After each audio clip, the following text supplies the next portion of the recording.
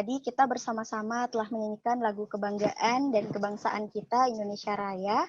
Selanjutnya kita di sini sudah kehadiran Chairman GPF Indonesia, ada Bapak Dr. Andes Chandra Setiawan MM PhD. Langsung saja mungkin kita persilahkan kepada Bapak Chandra Setiawan untuk sambutannya, pesan dan pesannya. Silahkan Pak. Ya, baik. Terima kasih Kurnia. Selamat malam. Assalamualaikum warahmatullahi wabarakatuh.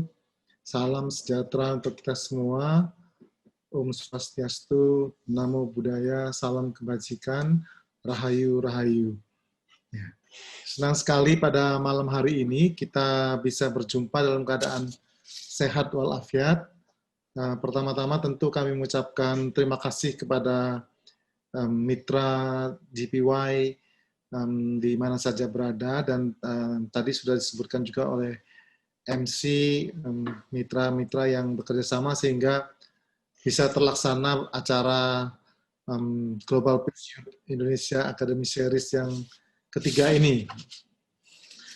Tentu saja perlu saya sampaikan bahwa Global Peace Foundation Indonesia kini sudah berumur 10 tahun, ya.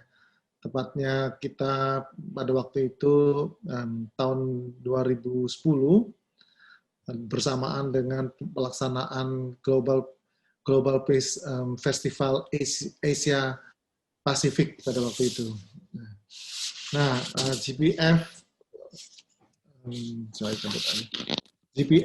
kita di Indonesia ini tentu bersesuaian ya dengan GPF internasional yang mempunyai visi kita itu adalah satu keluarga di dalam Tuhan yang Esa, ya. We are one in the God. Dan misinya tentu saja kita ini bagaimana berkolaborasi.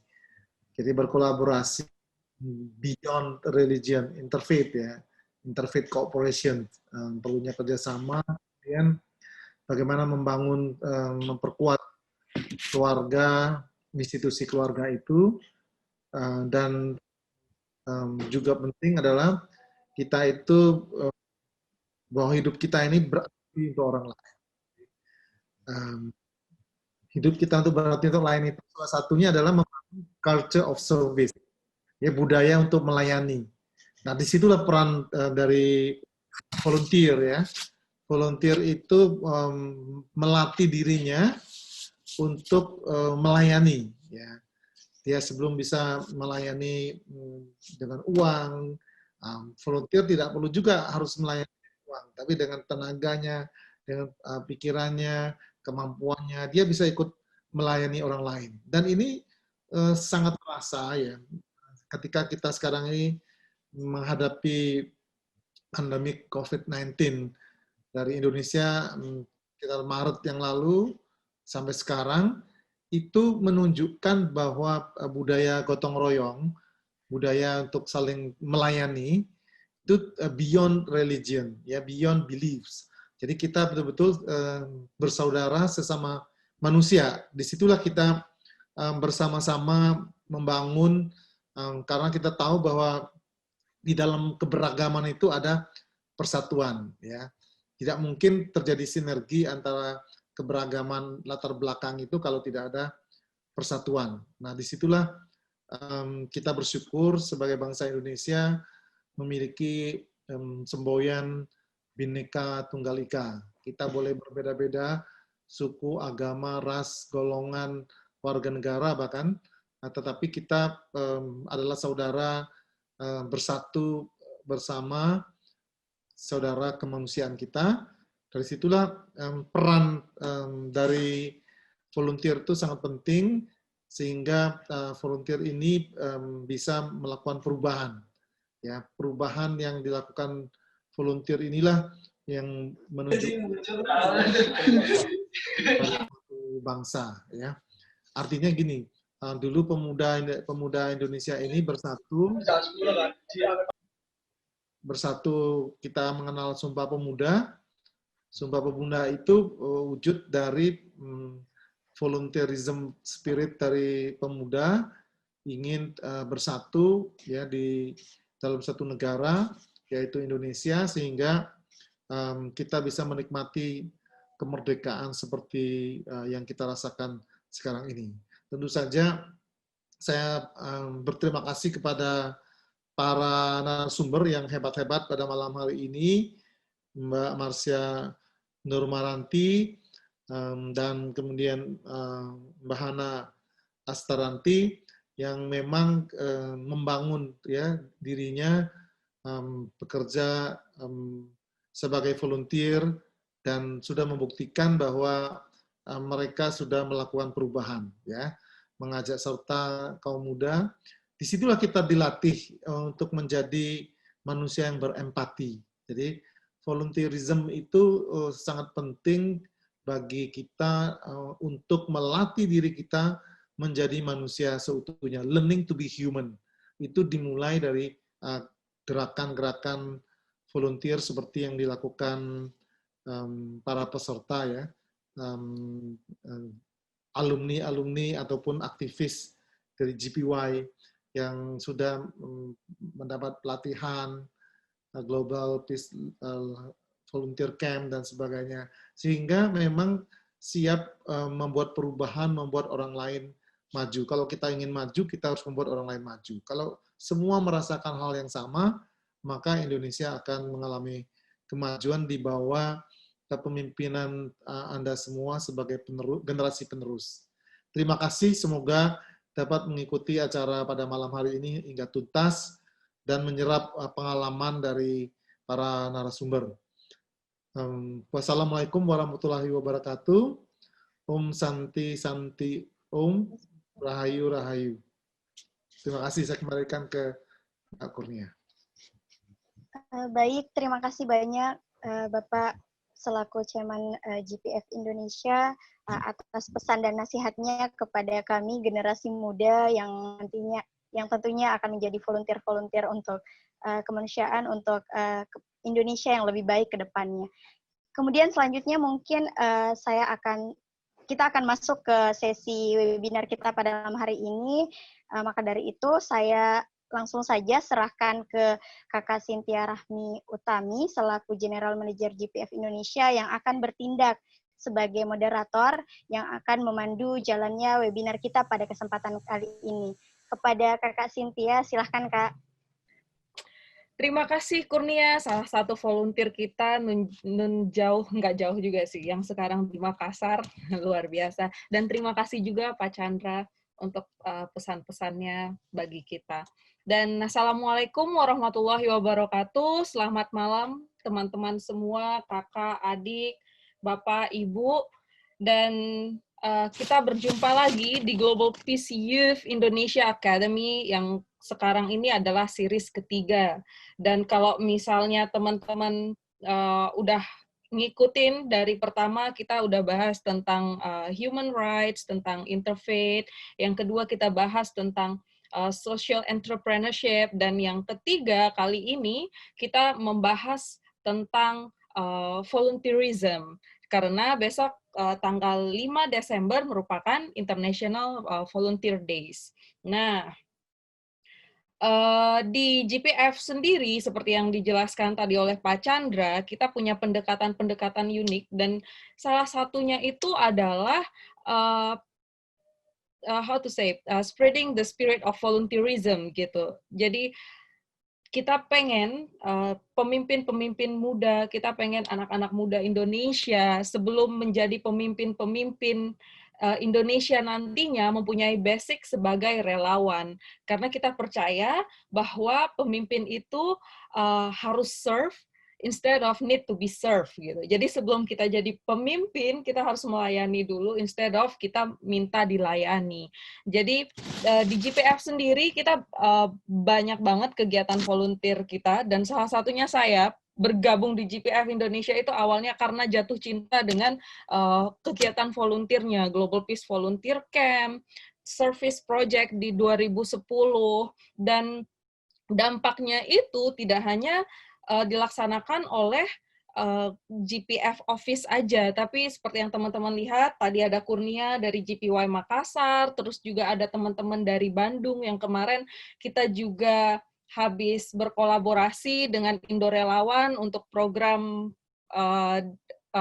Bersatu Melawan COVID dengan GPY Bandung, ada di Surabaya juga, di Makassar, dan inilah yang kita harapkan di GPF Indonesia, di mana anak-anak muda Indonesia bisa bergerak untuk membangun Indonesia, bergotong royong untuk membangun Indonesia.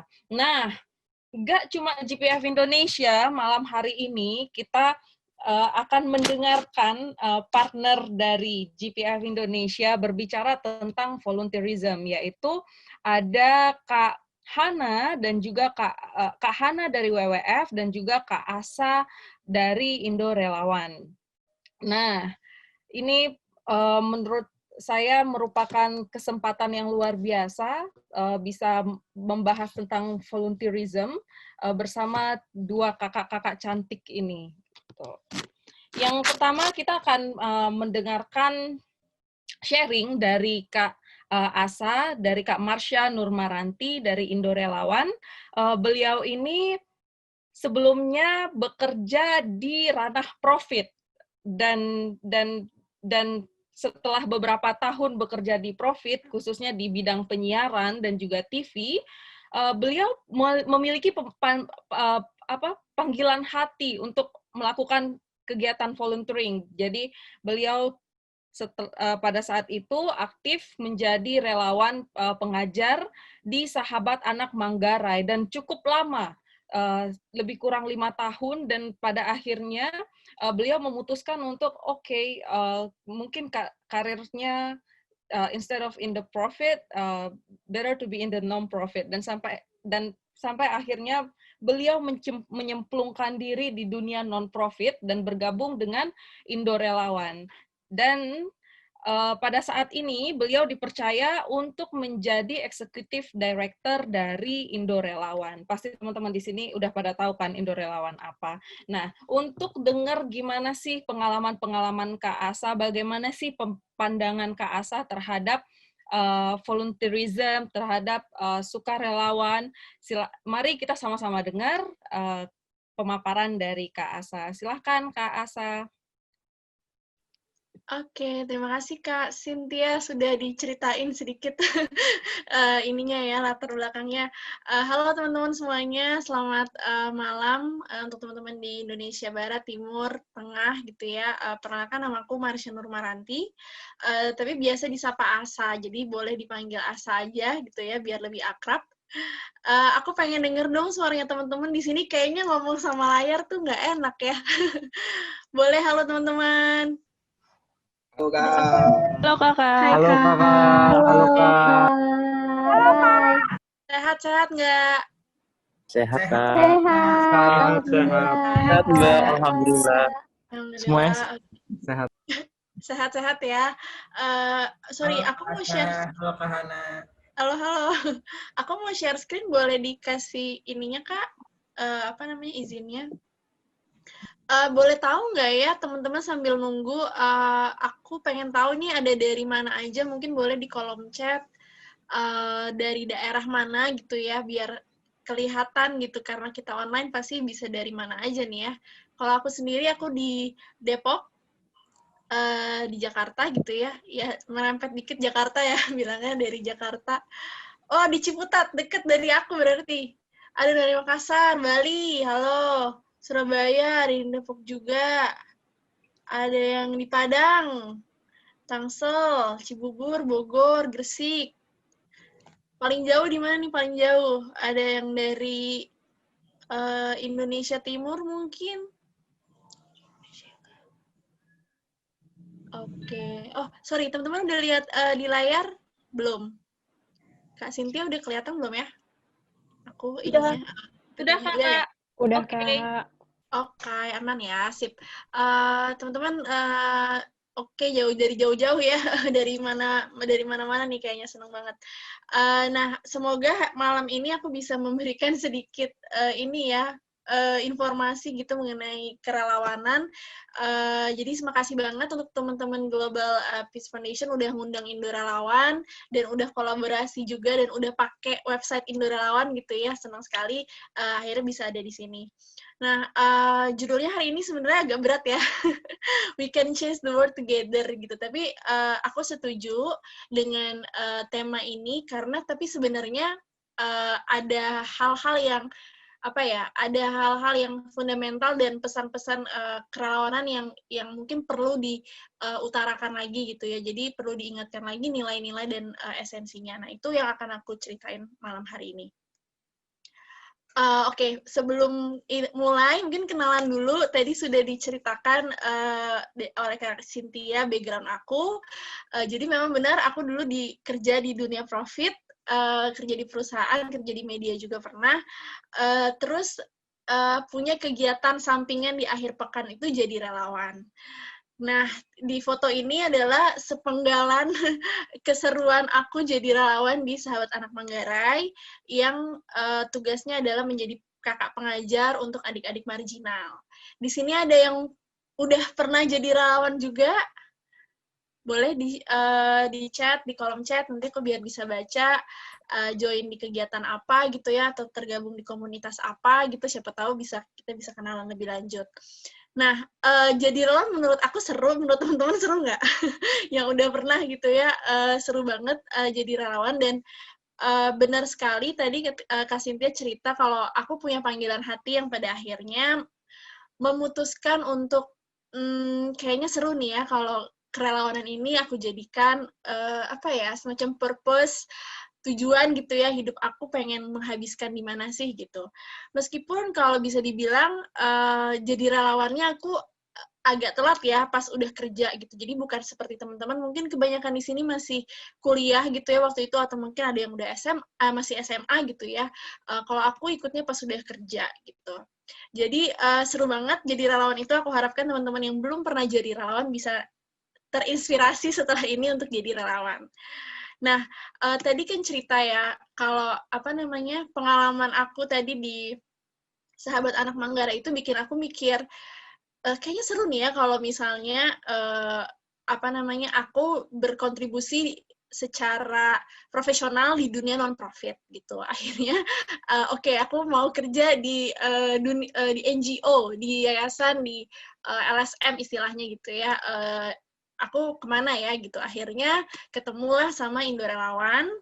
Nah, sebenarnya di Indo Relawan itu awalnya aku nggak langsung jadi eksekutif director ya teman-teman. Aku di Indo Relawan dari 2016, jadi udah tahun keempat ya sekarang. Dan awalnya aku dipercaya untuk menjadi community manager. Itu adalah tugasnya adalah untuk buat konten di media sosial dan juga buat kolaborasi sosial dengan teman-teman komunitas. Nah, menariknya dan lucunya, waktu interview yang ditanya itu bukan pengalaman kerja profesional ya, tapi pengalaman di komunitas yang tadi aku sebutin, di Sahabat Anak Manggarai.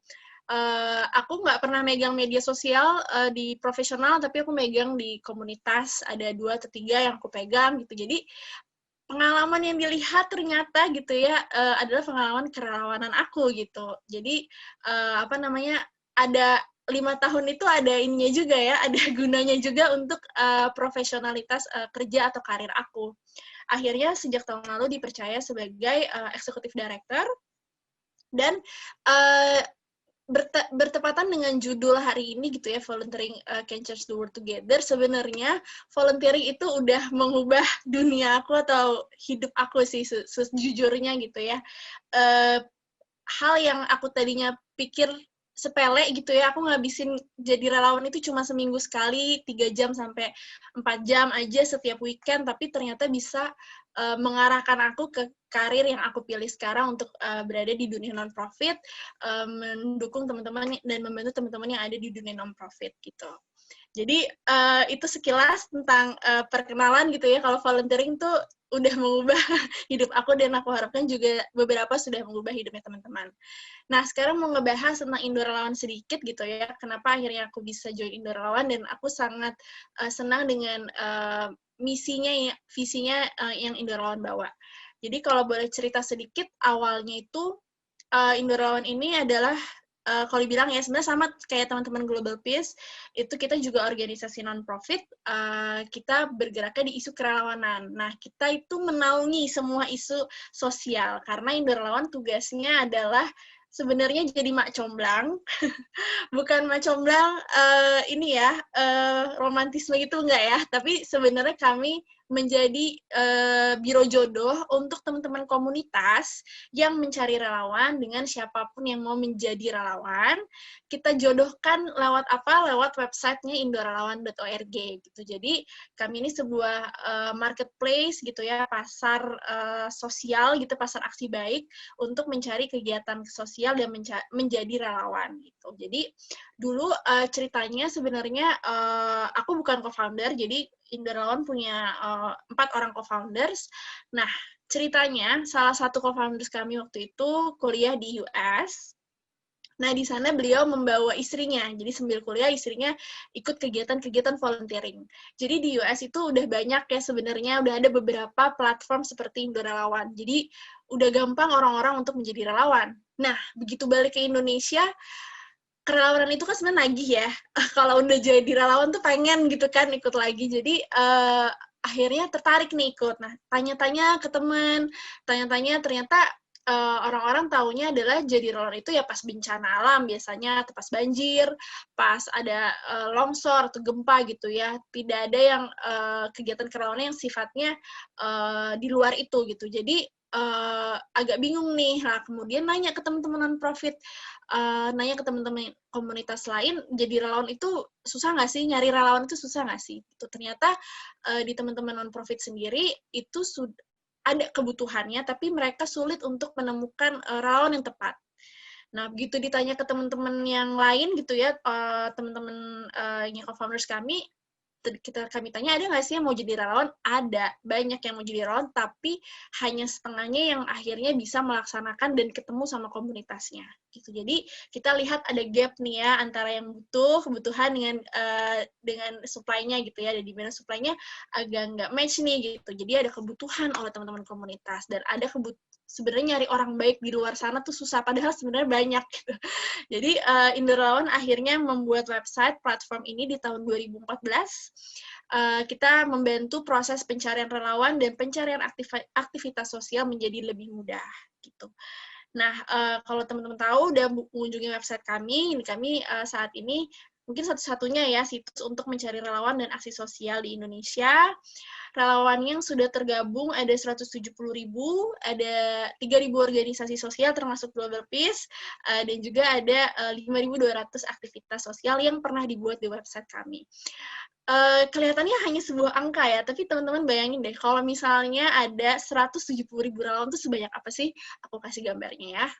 Nih, ini adalah gambar 100.000 orang, jumlahnya gitu-gitu, kira-kira sebanyak ini. Jadi, itu sebenarnya kami sangat surprise ya, sangat terkejut ketika melihat banyak ya orang mau jadi relawan gitu kan, banyak anak-anak muda yang ternyata mau jadi relawan, dan menurut kami sih ketika kami ngumpulin ini datanya yang udah daftar sebanyak ini sih banyak banget ya. Bayangin ada orang-orang yang mau bantu, orang-orang baik di luar sana tuh yang mau meluangkan waktunya tuh ada sebanyak ini gitu kan, banyak banget. Apalagi kami 170.000 mungkin 2 kali lipatnya ini gitu.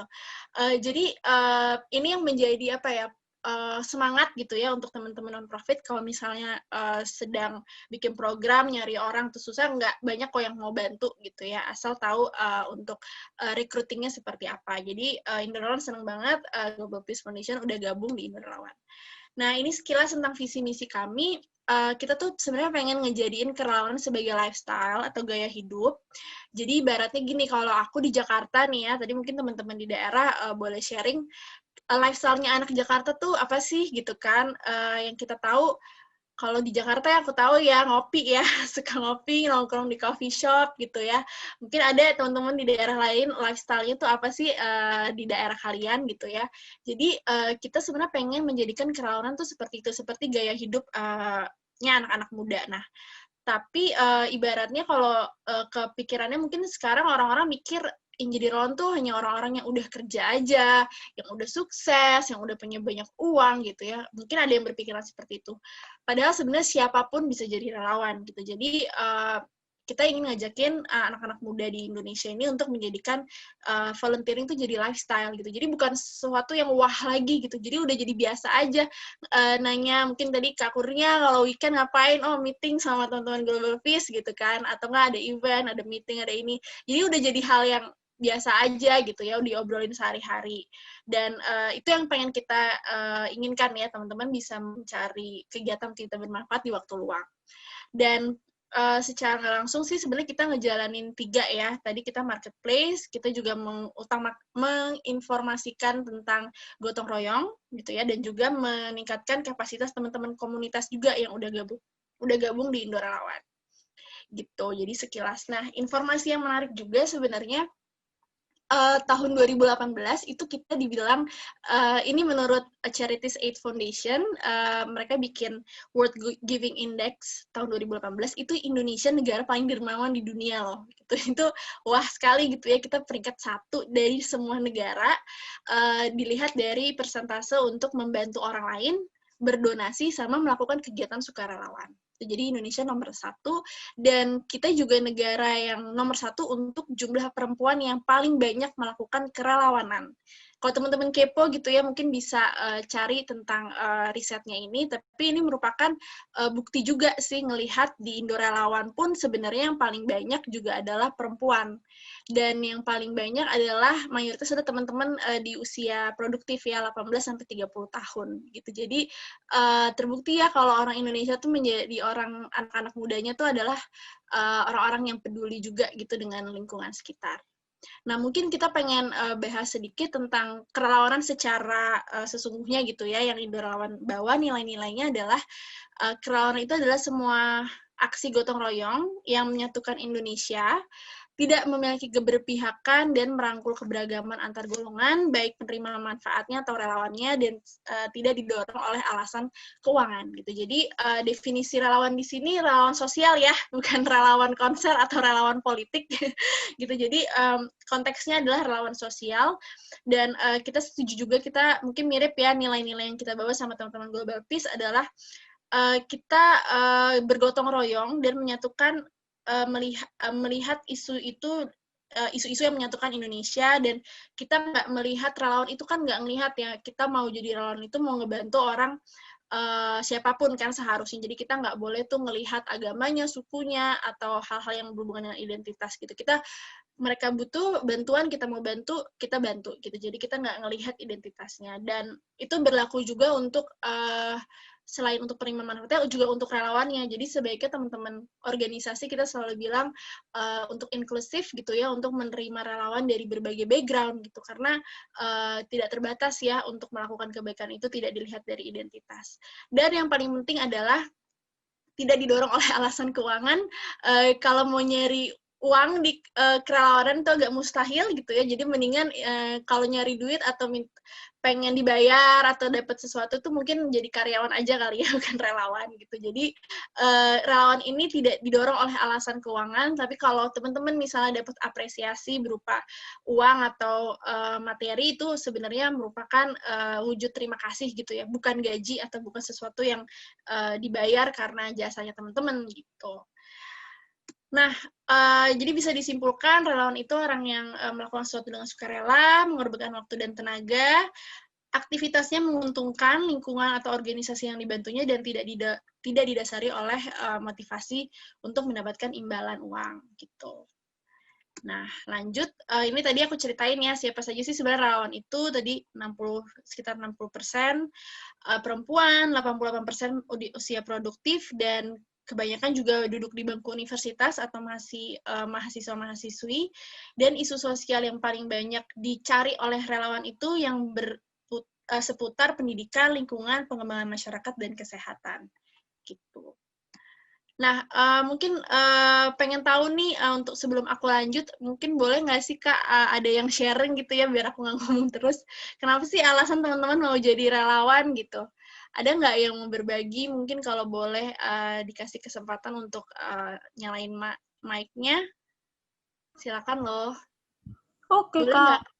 Oke. Silakan.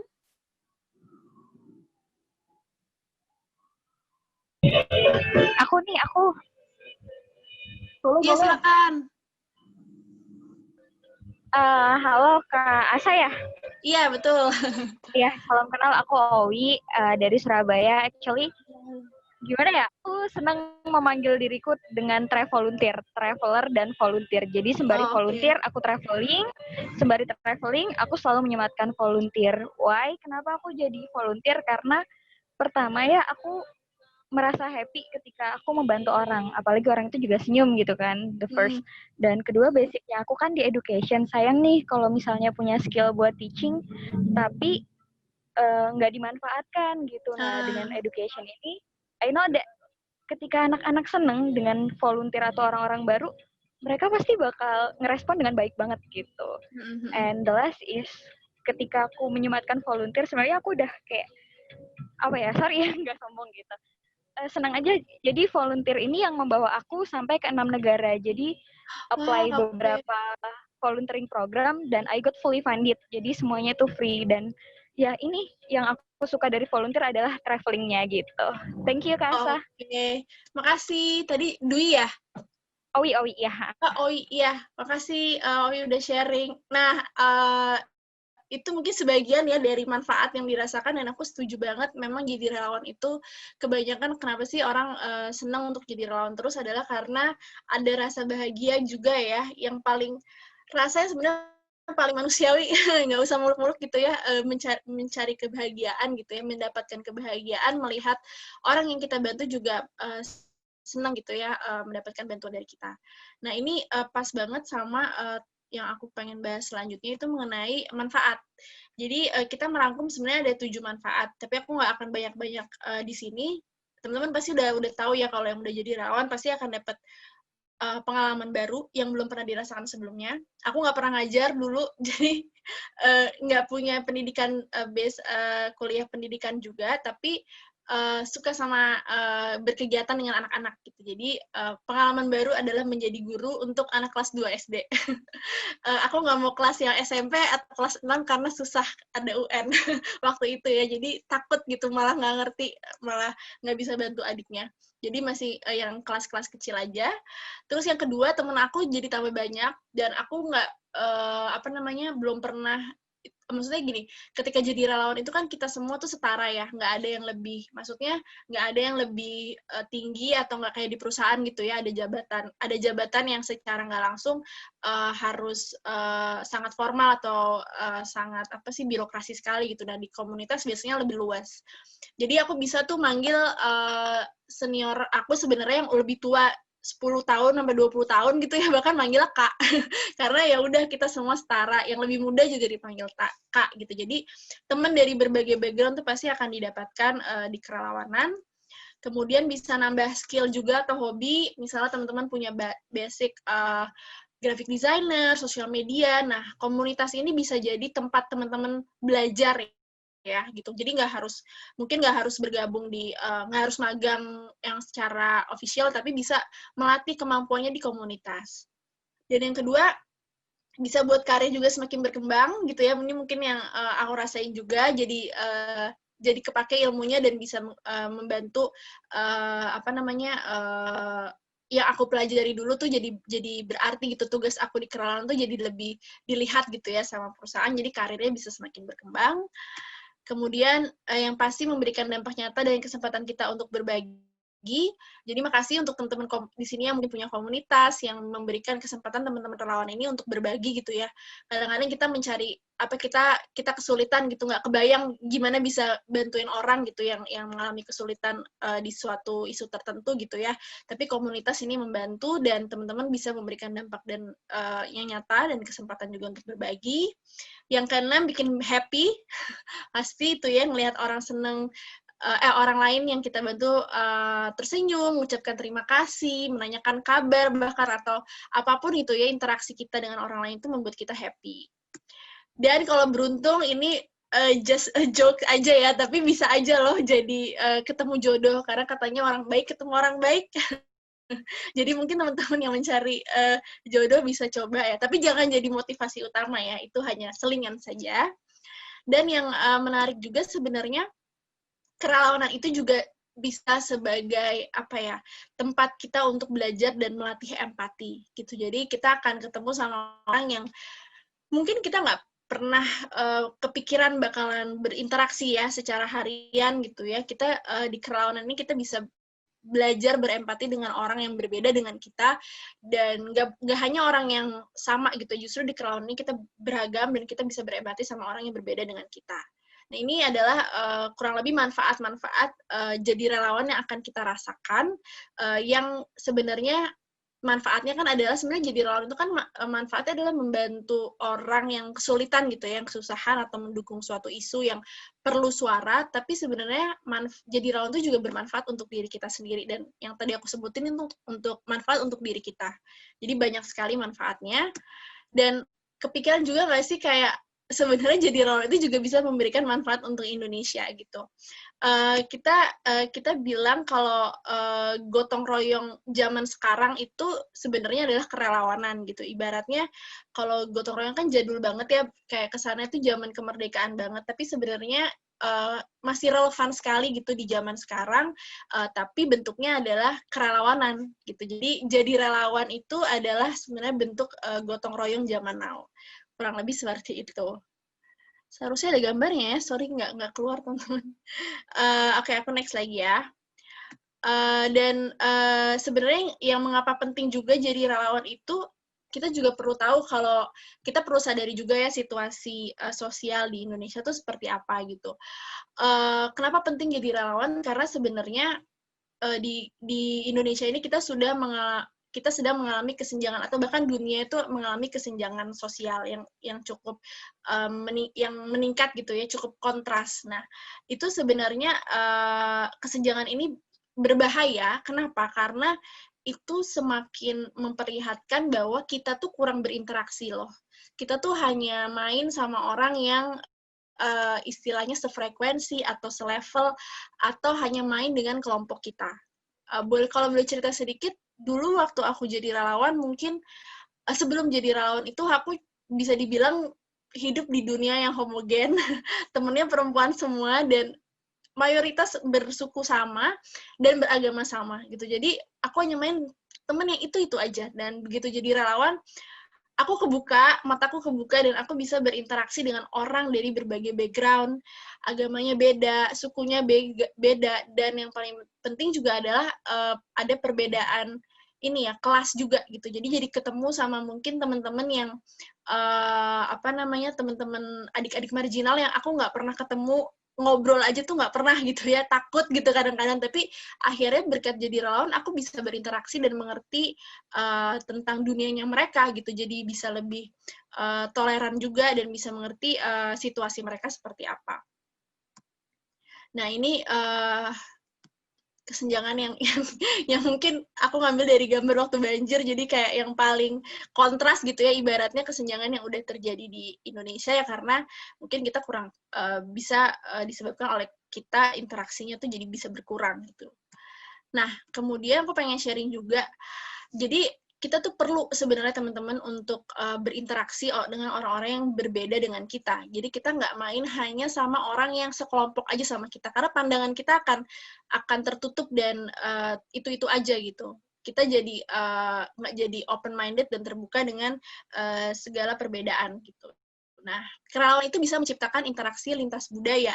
Kita bisa ketemu sama orang yang mungkin teman-teman disabilitas yang nggak pernah kita ketemuin, atau mungkin kita bisa ketemu sama anak-anak marginal yang kayaknya dalam hari-hari kuliah pulang, kerja juga sampai malam, nggak akan mungkin ketemu sama orang yang berbeda dengan kita, dan atau mungkin orang-orang yang selama ini terlupakan gitu ya, orang-orang yang mungkin minoritas gitu ada di lingkungan kita. Dan kerelawanan itu sebenarnya interaksi ini penting karena kita bisa jadi lebih percaya. Ketika kita percaya, kita bisa mengerti gitu ya situasi orang lain, kita bisa berempati, dan kita menjadi orang yang lebih toleran, dan akhirnya Indonesia bisa menjadi lebih damai karena tidak ada kesalahpahaman, stigma, dan segala macam pandangan kita yang selama ini kita simpan sendiri terjawab dengan adanya interaksi karena kita berkomunikasi gitu. Kita memvalidasi stigma-stigma yang ada yang selama ini mungkin kita cuma dengar aja dari orang tapi kita nggak tahu mana yang benar gitu. Jadi bayangin aja kalau banyak orang jadi relawan, banyak orang berinteraksi lintas budaya, itu bisa bikin Indonesia jadi negara yang lebih damai gitu. Jadi perannya teman-teman mungkin kelihatannya kecil gitu ya, cuma menghabiskan waktu di waktu luang aja gitu ya, jadi relawan setiap minggu. Tapi dampaknya untuk Indonesia tuh sangat besar gitu. Jadi itu mungkin sekilas tentang kerelawanan ya, yang nilai-nilai yang juga relawan percaya. Sedikit sebenarnya yang menyangkut tentang jadi relawan di masa pandemi.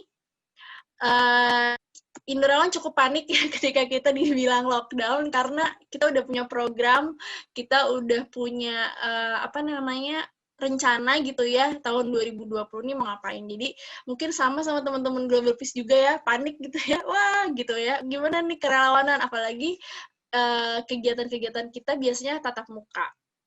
Nah, mungkin mau cerita sedikit aja karena waktunya tadi udah habis juga.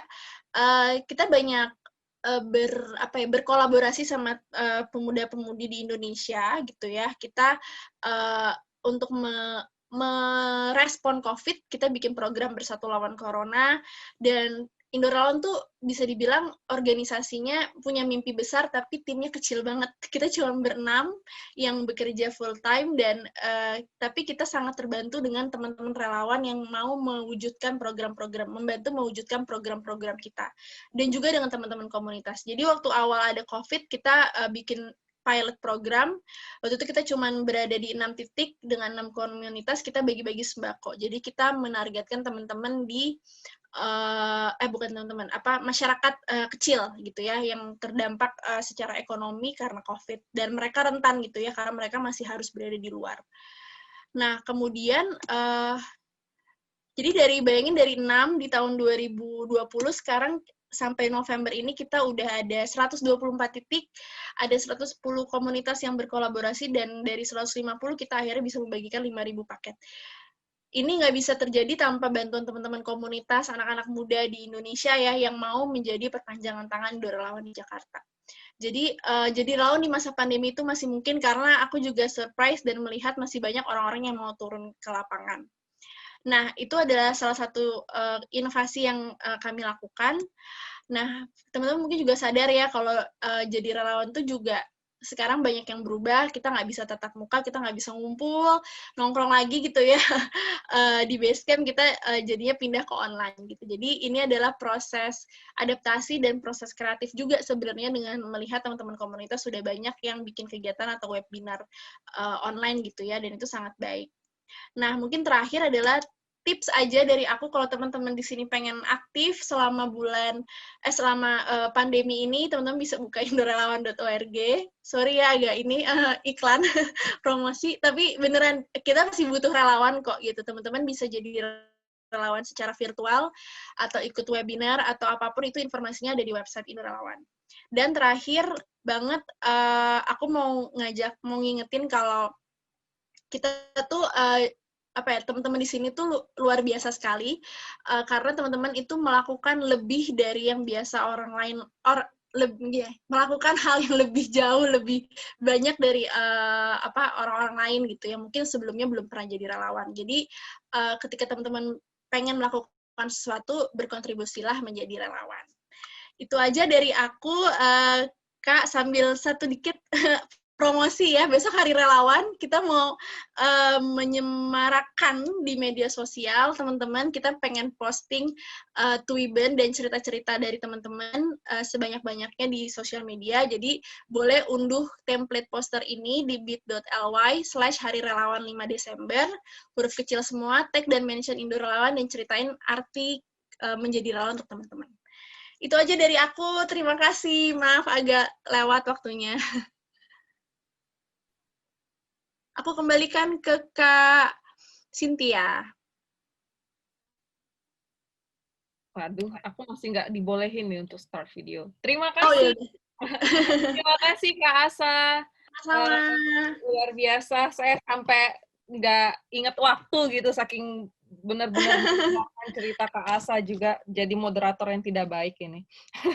Dan saya senang banget ketika Kak Asa bilang what we are trying to do adalah membuat ini tuh menjadi lifestyle gitu. Dan ini jalan banget sama apa yang dilakukan sama GPF gitu. Saya pun ketika berkegiatan dengan teman-teman selalu mengingatkan jangan sampai kita do the program just for the sake of doing it gitu. Jangan sampai kita ngerjain program ini, program itu cuma untuk ya sekedar bikin program gitu. Tapi jadikanlah ini kayak semacam lifestyle kita. Memang kalau misalnya kita nggak ngelakuin itu, kita ngerasa kayak ada yang kurang gitu. Karena di GPF sendiri kita percaya bahwa the true love, cinta sejati itu adalah living for the greater good gitu, hidup untuk sesuatu yang lebih besar, dan living for the greater good itu one of salah satunya adalah living for others gitu, bagaimana kita bermanfaat untuk orang banyak dan menjadikan itu sebagai lifestyle kita. Jadi luar biasa, terima kasih Kak Asa pemaparannya. Nanti teman-teman juga bisa, bagi teman-teman yang mau bertanya, silakan nanti bertanya di kolom chat. Nanti saya akan pilihkan beberapa pertanyaan yang bisa dijawab oleh moderator kita. Nggak cuma Kak Asa, tapi juga untuk moderator kita yang selanjutnya, yaitu Kak Hana. Nah, perkenalan sedikit nih tentang Kak Hana. Kak Hana ini sekarang sedang bekerja di Yayasan WWF, dan sebelum bekerja di Yayasan WWF, beliau juga sudah aktif di berbagai kegiatan sukarelawan, baik itu Jakarta Fashion Week, Jakarta International Documentary and Experimental Film Festival, dan banyak banget kegiatan volunteering lainnya. Dan congratulations, September 2020 yang lalu, baru beberapa bulan nih, Kak Hana mendapatkan predikat sebagai Climate Leader dari The Climate Reality Project Global Training. Wah, luar biasa. Nah, pasti teman-teman di sini juga udah nggak sabar kan untuk dengar sharing dari Kak Hana. Jadi silakan Kak Hana, saya kasih kesempatannya buat Kak Hana sharing untuk kita malam ini. Oke, baik. Terima kasih Kak Cynthia tadi atas perkenalannya. Aduh, jadi malu ditepuk tanganin. Aku izin share screen boleh ya, Kak? Oke, semoga sudah terlihat di layar ya. Jadi selamat malam semuanya, selamat menyambut akhir pekan. Perkenalkan saya Hanawita Astaranti, tadi sudah diintroduce juga sama Kak Cynthia. Saat ini saya sedang bekerja di WWF Indonesia sebagai Engagement Activation Officer. Tugas utamanya itu adalah untuk saling berkoneksi dengan pihak internal maupun pihak eksternal, dan juga membuat aktivasi yang menarik untuk publik di berbagai kalangan masyarakat. Nah, makasih juga tadi, aku berterima kasih sekali sama Kak Asa, karena Kak Asa tadi penjelasannya oke banget tentang sukarelawan. Itu apa ya, jadi kayak bridging gitu, karena yang akan saya sampaikan ini mungkin akan lebih spesifik gitu. Tadi Kak Asa kan lebih ke sukarelawan secara general, terus manfaatnya apa aja, dan apa yang bisa kita dapatkan, kontribusi apa yang bisa kita lakukan, dan lain sebagainya. Yang aku akan sampaikan mungkin akan lebih ke bagian lingkungannya. Tapi sebelumnya aku pengen tahu nih dari teman-teman di sini, ini kan ada kurang lebih sekitar 70 orang ya Kak ya, ada sekitar 70 orang yang hadir di malam hari ini. Aku pengen tahu dong, boleh nggak ditulis di kolom chat, teman-teman apakah punya isu spesifik yang jadi apa ya, ketertarikan teman-teman gitu. Apakah misalkan itu isunya lingkungan kah, atau mungkin isunya pendidikan, atau mungkin gender equality, atau mungkin woman empowerment? Boleh nggak diketik di kolom chat? Aku pengen tahu nih. Oh, ada yang kesehatan mental. Indah banget. Perdamaian, mental health. Oke. Microplastic. Wow, oke. Climate change. Oke, banyak banget ya. Yang ini beragam sekali sih. Aku senang banget ada di sini malam ini. Nah, tapi sebelumnya aku malam ini akan membahas tentang program volunteer WWF Indonesia. Nanti kita akan ngobrol-ngobrol lebih lanjut ya, karena aku tertarik banget nih sama isu-isu yang sempat teman-teman sampaikan di kolom chat. Jadi sebelumnya aku mau sharing dulu tuh, saya sempat ikut kegiatan volunteering dari WWF Indonesia ini dari tahun 2014 sampai tahun 2018, jadi sekitar 4 tahun. Itu tuh berlangsung dari zaman saya masih kuliah sampai sudah bekerja ya. Dan di tahun 2018 kebetulan saya dihubungi oleh pihak WWF Indonesia untuk diberi ditawari tanggung jawab untuk jadi koordinator dari program volunteer ini, dan itu masih berlangsung sampai sekarang. Nah, terus tadi kenapa aku sempat tanya ke teman-teman tentang isu yang teman-teman minat di kegiatan volunteer. Jadi tadi sempat di-mention juga sih sama Kak Cynthia. Dulu tuh saya pas zaman kuliah itu seneng banget ikut kegiatan volunteer. Dulu tuh aku langganan ke ASA untuk ngecek sosial medianya Indo Relawan. Jadi aku sering banget ngeliatin ada opening kegiatan apa ya gitu, karena aku tuh pengen tetap bisa involve gitu di dunia, tetap bisa update gitu. Dulu tuh aku kuliahnya di Jakarta dan juga kebetulan ngekos, jadi kalau mau ngatur waktu tuh gampang. Dan sempat mikir, aduh pengen deh nongkrong-nongkrong gitu ya, biar nggak kudet, biar dapet koneksi sana-sini, biar bisa dapet kenalan. Tapi kok setelah dipikir-pikir, kayaknya kok sayang gitu ya kalau nongkrong terus kayak ngabisin duit jajan buat beli makanan minumannya fancy gitu. Terus akhirnya kayak ya udahlah, mendingan ikut volunteer gitu. Selain dapet pengalaman, bisa juga dapat koneksi baru gitu, dan nggak buang-buang duit juga gitu, paling buang duit untuk ongkos gitu ya, untuk datang ke satu tempat ke tempat lainnya. Nah, jadi ini ada beberapa dokumentasi kegiatan yang dulu sempat saya lakukan. Sempat jadi volunteer di festival film, benar, tadi di pameran seni, terus di fashion show juga pernah. Sampai waktu itu saya pernah jadi fashion fitter di salah satu kegiatan fashion show yang cukup ternama mungkin di Jakarta. Itu waktu itu nggak pernah kepikiran banget buat saya untuk bisa involve di kegiatan fashion show seperti itu, karena biasanya nonton fashion show tuh paling di channel gitu ya, di Fashion TV. Terus akhirnya bisa ada di sana, bisa berkecimpung di backstage-nya langsung, bisa beneran makein baju dan aksesoris untuk model-model itu di pace yang sangat cepat sekali gitu ya, kan itu waktunya hanya sekitar beberapa detik untuk bisa ganti baju model satu dan lainnya gitu ya. Dan di backstage itu juga rame karena banyak orang yang melakukan hal yang sama di waktu yang bersamaan gitu. Jadi noise-nya tuh yang kayak wah gitu, sementara kita dituntut untuk tetap fokus. Itu bener-bener kayak one of the best experience, karena itu bisa ngelatih aku banget supaya bisa bergerak cepat gitu. Nah, aku juga mau cerita, ini ada akhirnya salah satu kegiatan yang bisa ngelit aku di kegiatan atau kerjaan yang sekarang aku geluti. Jadi dulu saya gabung di organisasi leadership yang dijalankan sama anak muda. Kebetulan di kampus saya ada lokal komitinya. Mungkin ini teman-teman kan tadi ada yang berasal dari berbagai kota di Indonesia ya. Mungkin di kampus teman-teman juga ada organisasi ini. Nah, waktu itu saya apply di volunteer sebagai volunteer di proyek lingkungan. Dan kebetulan waktu itu proyeknya kerjasama dengan WWF Indonesia gitu. Nah, tanpa pertimbangan itu saya waktu itu daftar karena dulu dari saya masih kecil, dari saya masih SD itu saya senang banget baca majalah Bobo gitu ya. Di majalah Bobo itu kan banyak informasi mengenai lingkungan gitu ya. Terus waktu itu sempat ada rubrik tentang konservasi gitu, dan dibahas juga tentang WWF. Dimana saat itu saya belum tahu kalau WWF itu ada di Indonesia gitu. Sampai akhirnya ada opening kegiatan volunteer ini, terus saya langsung apply aja gitu, karena kayak saya ngerasa itu one step closer to my dream gitu, karena pengen banget bisa jadi orang yang kontribusi gitu di bidang pelestarian lingkungan gitu. Makanya waktu itu langsung disikat aja gitu tanpa mikir. Nah, tapi mungkin teman-teman di sini ada yang udah pernah dengar tentang WWF Indonesia, ada yang mungkin belum begitu familiar. Jadi kita kenalan dulu mungkin ya. Nah, WWF Indonesia ini adalah organisasi independen yang punya misi untuk mengelola keanekaragaman hayati termasuk ekosistem di dalamnya. Dan ini dilakukan demi keberlanjutan dan kesejahteraan seluruh rakyat Indonesia. Terus walaupun WWF ada di negara lain di dunia, tapi di Indonesia sendiri itu sudah berbentuk yayasan ya. Jadi sudah independen. Dan WWF Global ini memulai kegiatan konservasinya di bulan September tahun 1961. Lalu setahun setelahnya memulai kegiatan konservasi di Indonesia, yaitu di tahun 1962, di mana satwa yang pertama kali dikonservasi adalah badak Jawa di Taman Nasional Ujung Kulon.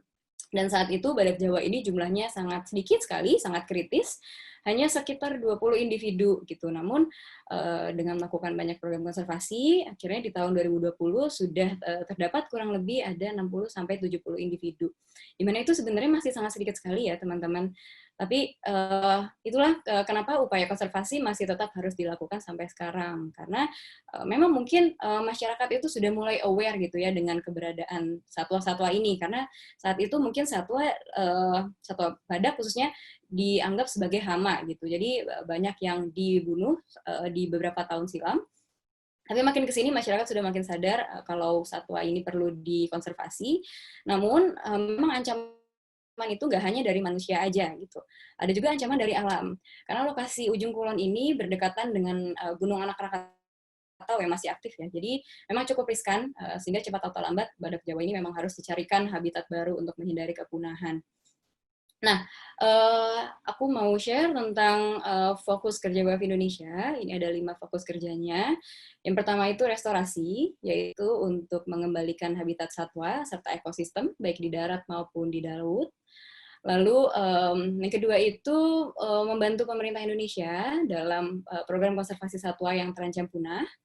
Salah satu bentuk kegiatannya adalah dengan monitoring dan protecting species di habitat aslinya, atau teman-teman mungkin lebih familiar dengan kata in situ. Lalu selanjutnya itu, WWF juga bekerja sama dengan masyarakat, terlebih dengan mereka yang tinggal berdampingan dengan habitat satwa, baik yang berada di pesisir maupun di sekitar area hutan, untuk turut serta menjaga kelestarian alam. Nah, selanjutnya itu ada program pendidikan yang dilakukan untuk memfasilitasi pengembangan pengetahuan, keterampilan, dan sikap masyarakat untuk mempertahankan keanekaragaman hayati di Indonesia. Nah, aku mau bahas spesifiknya itu tentang program WWF Indonesia mengenai pendidikan. Ini adalah salah satu program pendidikan konservasi yang dimiliki WWF Indonesia.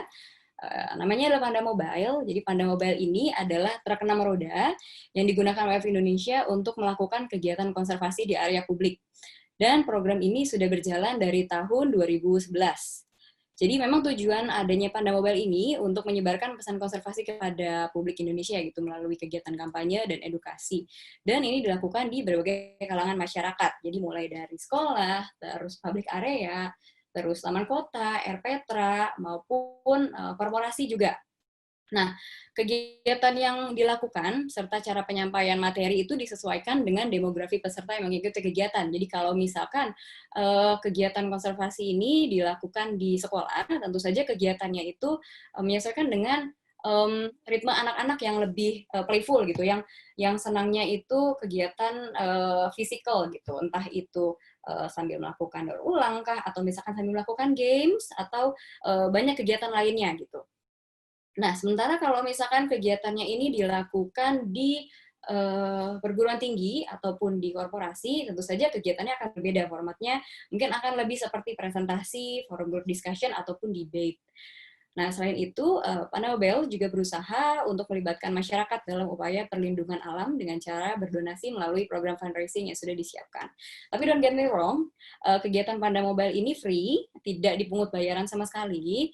Namun kalau misalkan memang masyarakat ingin berdonasi, itu dipersilakan dan akan kami arahkan ke program konservasi yang sedang berlangsung gitu ya. Nah, ini ada beberapa dokumentasi kegiatan Panda Mobile.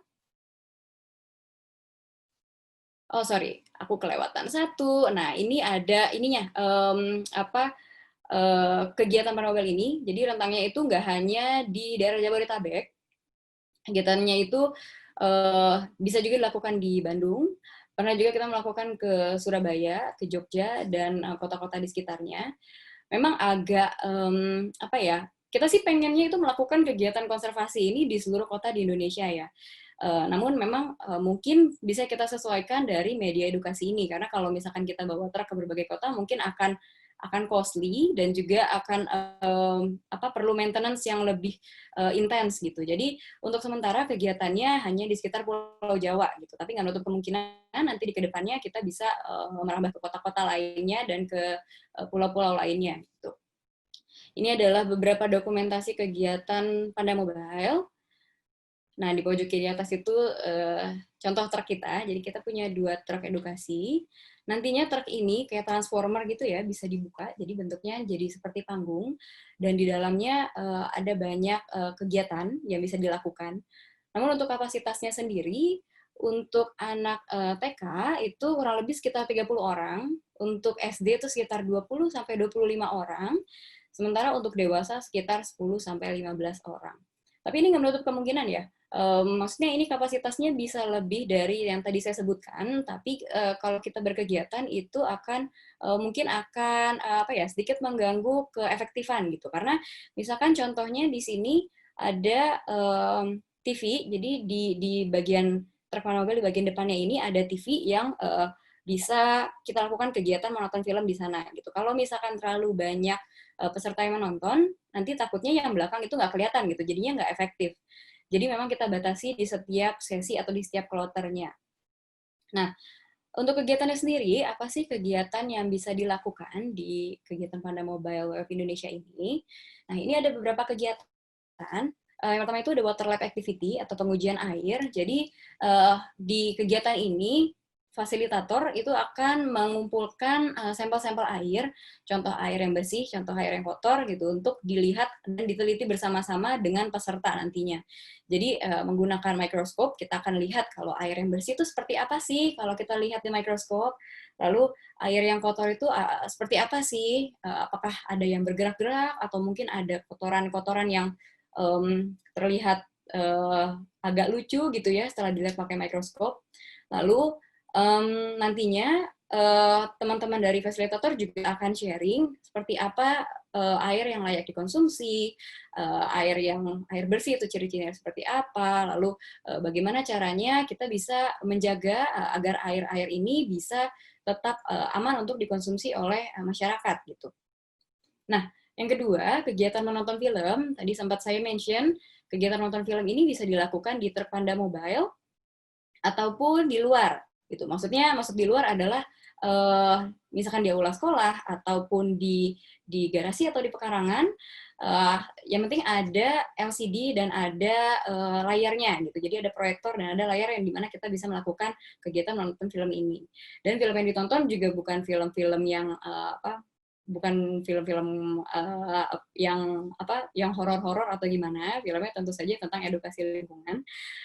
Jadi nanti setelah menonton film tentang edukasi lingkungan ini, setelahnya akan ada diskusi. Jadi bisa kita bahas sesudahnya apa sih yang dimaksud dari film yang kita tonton ini, video yang kita tonton ini. Lalu kalau misalkan dari peserta ada yang ingin bertanya, itu bisa didiskusikan bersama-sama juga. Dan apakah impact-nya, gimana perasaan teman-teman peserta gitu setelah menonton film yang baru saja disaksikan gitu. Lalu selanjutnya ada membaca buku di mini perpustakaan. Jadi walaupun itu truk sepertinya compact gitu ya, kayak kosong-kosong aja, tapi sebenarnya itu ada rak perpustakaan mini. Ya, nggak kelihatan sih dari angle sini, tapi di situ ada perpustakaan yang isinya buku-buku untuk berbagai macam tingkat di masyarakat gitu. Jadi ada buku-buku bacaan untuk anak-anak, ada juga ensiklopedia. Jadi kalau misalkan mau baca-baca tentang buku-buku itu bisa dicari. Nah, ada juga games informatif. Ini seru banget sih, games informatif ini, apalagi kalau dilakukan dengan teman-teman yang TK/SD gitu ya, karena mereka tuh pasti senang banget tuh kalau kita udah melakukan kegiatan games gitu. Games-nya ini kita gabungkan antara edukasi lingkungan dengan permainan tradisional. Jadi misalkan contohnya adalah kegiatan, permainan engklek, atau permainan ular tangga, atau permainan batu tujuh, kalau teman-teman pernah main dulu. Nah, jadi dari permainan-permainan ini kita ubah supaya materi atau kontennya itu adalah tentang edukasi lingkungan atau tentang satwa yang sedang terancam punah gitu. Jadi nanti peserta itu bisa sambil main sambil belajar gitu, sambil misalkan engklek, jadi sambil loncat sambil baca, oh ternyata orangutan itu hewan arboreal ya, hewan arboreal apa itu, kok sepertinya bahasanya agak sulit. Nah dari situ nanti fasilitator yang akan memberi penjelasan. Jadi kalau hewan arboreal adalah hewan yang tinggal di atas pohon gitu, jadi melakukan sebagian aktivitasnya itu lebih banyak aktivitasnya di atas pohon dibanding di tanah gitu. Itu untuk games. Lalu ada juga kegiatan mendaur ulang. Nah, ini ada contoh fotonya di sini. Kegiatan baru ulang ini adalah kegiatan yang mengasah kreativitas peserta, di mana nanti peserta itu diajak untuk melakukan daur ulang dari benda-benda yang sudah tidak terpakai. Oke, contohnya adalah menjadikan koran bekas untuk menjadi paper bag, atau menyulap kaos-kaos bekas, t-shirt bekas menjadi tote bag yang bisa dipakai untuk bawa baju olahraga, untuk bawa sepatu olahraga, dan lain sebagainya. Ataupun bisa juga dijadikan media tanam. Bisa jadi tempat hidroponik. Jadi sekarang kan lagi marak nih tanam menanam gitu ya. Nah, mungkin bisa belajar juga tuh dari situ. Jadi hidroponik itu kita buat media tanam yang tanpa menggunakan pupuk. Jadi yang digunakan itu adalah rock wool dan air. Dan yang dipakai itu biasanya kalau di rumah-rumah itu pakai pipa gitu ya, dan sudah ada levelingnya gitu. Nah, kalau untuk teman-teman nanti bisa menggunakan plastik bekas, botol plastik bekas gitu ya. Itu mudah banget, jadi itu cukup bisa menanamkan gimana caranya supaya anak-anak ini atau peserta nantinya gimana caranya bercocok tanam dengan mudah gitu ya, dengan cara yang dengan bahan-bahan yang bisa diambil dari di sekitar mereka. Nah, lalu selanjutnya ada mendongeng. Mendongeng ini adalah aktivitas yang seru banget. Ini favoritnya teman-teman dari TKSD. Karena mendongeng ini itu kayak gabungan dari edukasi dan entertainment gitu. Dongengnya itu temanya tetap tidak jauh-jauh dari konservasi atau misalkan satwa atau misalkan freshwater atau tentang sampah. Tapi caranya itu dengan menggunakan puppet dan juga lagu-lagu dan musik gitu. Jadi storytellernya itu nanti akan sambil memberikan informasi tuh sambil main-main musik, terus kayak sambil ajak joget misalkan, terus sambil ajak nyanyi-nyanyi, lari-lari, nggak lari-lari, teriak-teriak, terus kayak loncat-loncat gitu. Jadi itu seru banget sih untuk teman-teman TKSD gitu. Dan kalau teman-teman di SMP SMA atau perguruan tinggi itu biasanya kita ajak untuk melakukan pengamatan lingkungan. Jadi misalkan melihat ada apa aja nih di sekitar kita, misalkan menemukan kaktus gitu ya. Nanti bisa dibahas bersama-sama apa gunanya kaktus ini dan kenapa kita perlu menjaga kaktus ini supaya berguna bagi masa depan kita gitu contohnya. Bisa juga dijadikan bahan untuk debate atau bisa juga dijadikan bahan untuk jadi focus group discussion. Banyak banget sebenarnya barang di sekitar kita yang bisa kita jadikan bahan-bahan untuk edukasi. Nah, sekedar informasi, jadi kegiatan Panda Mobile Panda Mobile yang dilakukan secara offline ini, yang akan jadi fasilitator itu adalah volunteer-volunteer. Jadi, dalam satu kegiatan, biasanya rata-rata itu durasinya sekitar 2-3 jam, dan ada sekitar 3 aktivitas. Nanti volunteer itu akan dibagi-bagi tugasnya. Jadi, misalkan nanti ada yang jadi PIC untuk water lab, ada yang jadi PIC untuk games, ada yang jadi PIC untuk daur ulang. Jadi akan beragam dan setiap volunteer itu akan bergantian gitu. Nah, tapi sebelum bertugas jadi fasilitator, volunteer itu nanti diwajibkan untuk ikut pengayaan materi sebelumnya. Jadi lewat training atau workshop dan dilakukan itu secara reguler. Nah, volunteer juga dibekali dengan volunteer kit yang berisi materi edukasi yang bisa dipelajari sebelum kegiatan berlangsung. Perbekalan ini tuh penting ya karena ini dilakukan supaya materi yang nantinya disampaikan oleh volunteer saat jadi fasilitator itu bisa sesuai. Dan nantinya peserta kegiatan bisa dapat informasi yang benar dan seragam. Gitu. Nah, ada juga satu hal yang perlu diingat gitu ya saat kegiatan. Pastikan sebagai fasilitator gitu ya, rasanya tuh kita pengen bisa menjawab semua pertanyaan gitu ya. Pengen supaya semua peserta itu bisa mendapatkan informasi yang maksimal gitu. Tapi yang terus kami sampaikan ke volunteer atau ke fasilitator itu adalah jangan ragu untuk bilang kalau soal itu kakak belum tahu, nanti coba kakak pelajari dulu ya, nanti kakak akan kabari kamu lagi kalau kakak sudah tahu gitu. Kalau misalkan ada pertanyaan yang agak ajaib gitu, karena kalau misalkan kita kegiatan sama teman TKSD itu nggak bisa dipungkiri pertanyaannya itu pasti ajaib-ajaib ya, yang kadang-kadang mungkin belum bisa kita jawab gitu. Nah itu penting untuk memberitahu mereka bahwa kita belum tahu nih jawaban atas pertanyaan ini. Bukan untuk supaya bukannya untuk kayak merendahkan diri kita, tapi lebih ke mementingkan bahwa nanti informasi yang kita sampaikan itu harus sebenar-benarnya gitu. Jadi kalau misalkan kita menyampaikan informasi sesuai asumsi kita sendiri aja, takutnya nanti informasi yang kita sampaikan itu akan dibawa sampai bertahun-tahun ke depan, atau mungkin nanti akan disebarkan oleh mereka ke teman-teman lainnya, dan itu nggak akan bagus gitu ya kalau kita menyampaikan informasi yang salah. Jadi memang jangan ragu untuk menyampaikan kalau kita belum tahu jawaban itu, tapi jangan sampai situ aja gitu ya. Kita tetap harus haus untuk mencari tahu, misalkan untuk tanya sama volunteer lainnya, atau misalkan tanya ke koordinator yang bertugas, atau mungkin kalau ada waktu bisa kayak balik badan sebentar terus cari di Google gitu, gimana ya cara menjawab pertanyaan ajaib ini gitu. Nah, aku mau share contoh kegiatan volunteer pandang mobile di sekolah. Ini ada video, nggak lama sih videonya, hanya sekitar 1 menit, tapi mungkin videonya akan agak tersendat gitu ya, karena kita nggak bisa menghindari delay-delay dari Zoom. Tapi saya coba dulu ya, semoga informasinya bisa diterima oleh teman-teman.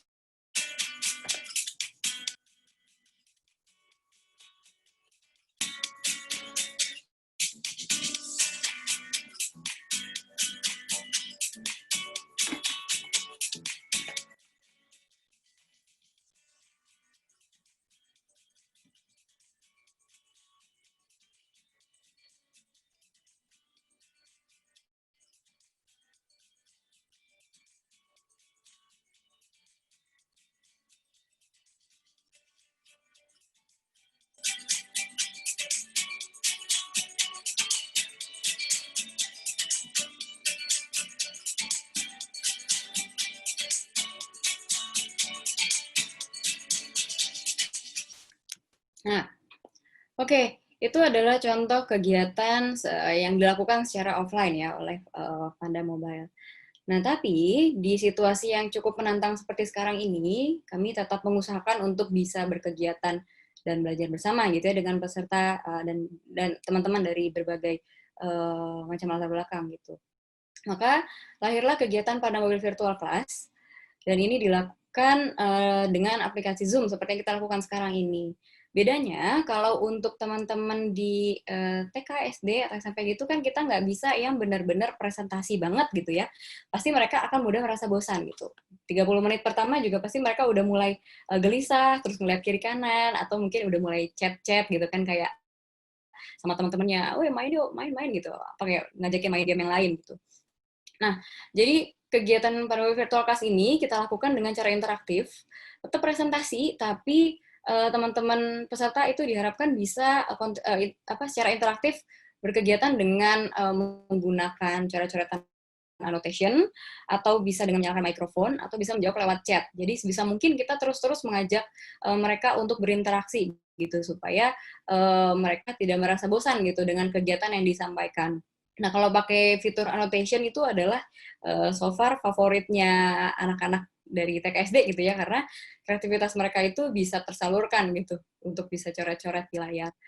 Nah, selain itu, kami juga ajak peserta untuk berkunjung ke salah satu program konservasi WWF yang ada di Riau, Sumatera lewat kegiatan virtual tour. Gitu. Jadi ada juga kegiatan virtual tour di mana peserta tuh diajak untuk jalan-jalan ke salah satu site konservasinya WWF Indonesia gitu. Jadi bisa sambil ngeliat-liat, oh seperti ini ternyata desa yang ada di Riau gitu misalkan. Lalu diajak juga naik ke atas kapal, melihat kiri kanan, di atas sungai seperti apa, terus kiri kanannya ada hutan-hutan, lihat juga ke habitatnya harimau seperti apa, dan juga apa yang dilakukan oleh ranger hutan yang bertugas di site konservasi tersebut gitu. Nah, ada juga nih kegiatan kolaborasi antar komunitas, kita sebutnya DISCO, atau diskusi konservasi, itu di mana kita membahas materi lingkungan yang sedang hangat di masyarakat. Jadi, kegiatan ini biasanya kami lakukan secara offline, itu kerjasama dengan beberapa komunitas dan juga coworking space. Namun selama pandemi memang kegiatan dilakukan melalui Zoom webinar, seperti saat ini. Nah, kemarin itu kami ambil temanya yang terakhir adalah tentang emisi bikin emosi, gitu. Itu mengacu pada banyaknya emisi yang terbuang, karena makin ke sini mungkin apa ya, saya sih melihatnya anak-anak muda tuh mungkin khususnya yang di ibu kota tuh agak gengsi gitu ya untuk naik kendaraan umum. Tapi ini mengesampingkan kondisi pandemi saat ini ya. Mungkin kalau di kondisi pandemi memang kita harus sebisa mungkin menghindari berada di luar ruangan atau berada di tempat yang ramai gitu ya. Tapi secara general gitu anak-anak muda mungkin agak gengsi naik Transjakarta atau mungkin naik komuter lain dan lain sebagainya. Jadi mereka tuh kesannya kalau naik kendaraan pribadi, gitu naik mobil atau motor itu kayak lebih keren gitu, lebih bergengsi, lebih prestisius gitu. Padahal itu punya imbas pada kemacetan dan polusi yang makin parah gitu. Apalagi di ibu kota ya. Nah, jadi kemarin teman-teman dari WF itu sharing tentang permasalahan energi yang sedang marak, disertai data pengeluaran energi dari beberapa tahun terakhir. Dan juga ada perwakilan dari organisasi Antar Nusantara yang sharing mengenai kontribusi anak muda dalam pemanfaatan renewable energy. Kemarin itu juga moderatornya dari Earth Hour Balikpapan. Nah, ini plus poinnya dari kegiatan yang dilakukan secara online seperti ini. Jadi memang ya di masa-masa yang menantang itu pasti ada sesuatu yang bisa kita syukuri. Contohnya adalah kegiatan seperti ini gitu. Jadi kita masih bisa berkegiatan dengan berbagai macam peserta dari berbagai kota yang ada di Indonesia gitu ya. Jadi ketika sharing pun, ketika berdiskusi pun ada bermacam-macam perspektif gitu dari teman-teman yang hadir. Ini adalah beberapa dokumentasinya kegiatan secara virtual tour, kegiatan virtual class, lalu juga ada beberapa pesertanya. Nah, tadi sempat dibahas nih sama Kak Asa tentang manfaat yang didapat selama menjadi volunteer gitu. Aku setuju banget tadi ada 7 poin yang memang sangat relatable sekali dan aku yakin juga teman-teman sudah bisa relate sama apa yang tadi disampaikan oleh Kak Asa. Namun untuk di kegiatan WWF Pandawa sendiri ada ilmu-ilmu baru nih yang bisa didapat oleh teman-teman volunteer gitu. Kayak misalkan contohnya dulu ya, yang saya tahu kalau saya main ke daerah pesisir terus saya berenang gitu ya di daerah pantai, saya cuma tahu rumput laut itu adalah seaweed gitu ya. Udah, jadi tanaman yang ada di laut atau ada di pesisir itu sebutannya seaweed semua. Tapi yang saya nggak tahu saat itu adalah ternyata nggak cuma ada seaweed di pesisir, tapi ada juga seagrass. Dan itu beda gitu. Kalau seaweed itu rumput laut, kalau seagrass itu adalah lamun. Dan lamun itu adalah makanan favoritnya dugong atau duyung. Nah, itu ilmu baru yang sepertinya mungkin nggak bisa saya dapatkan sebelumnya gitu kalau saya memang nggak fokus di permasalahan lingkungan gitu. Kan dulu saya belajarnya tentang komunikasi gitu ya.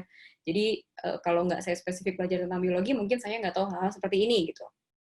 Nah, selanjutnya tentu saja koneksi dan pengalaman itu pasti akan bertambah besar dan bertambah luas. Jadi misalkan kalau di teman-teman volunteer Panawabel ini karena berasal dari background yang berbeda-beda, misalkan ada yang memang mereka sukanya itu di desain.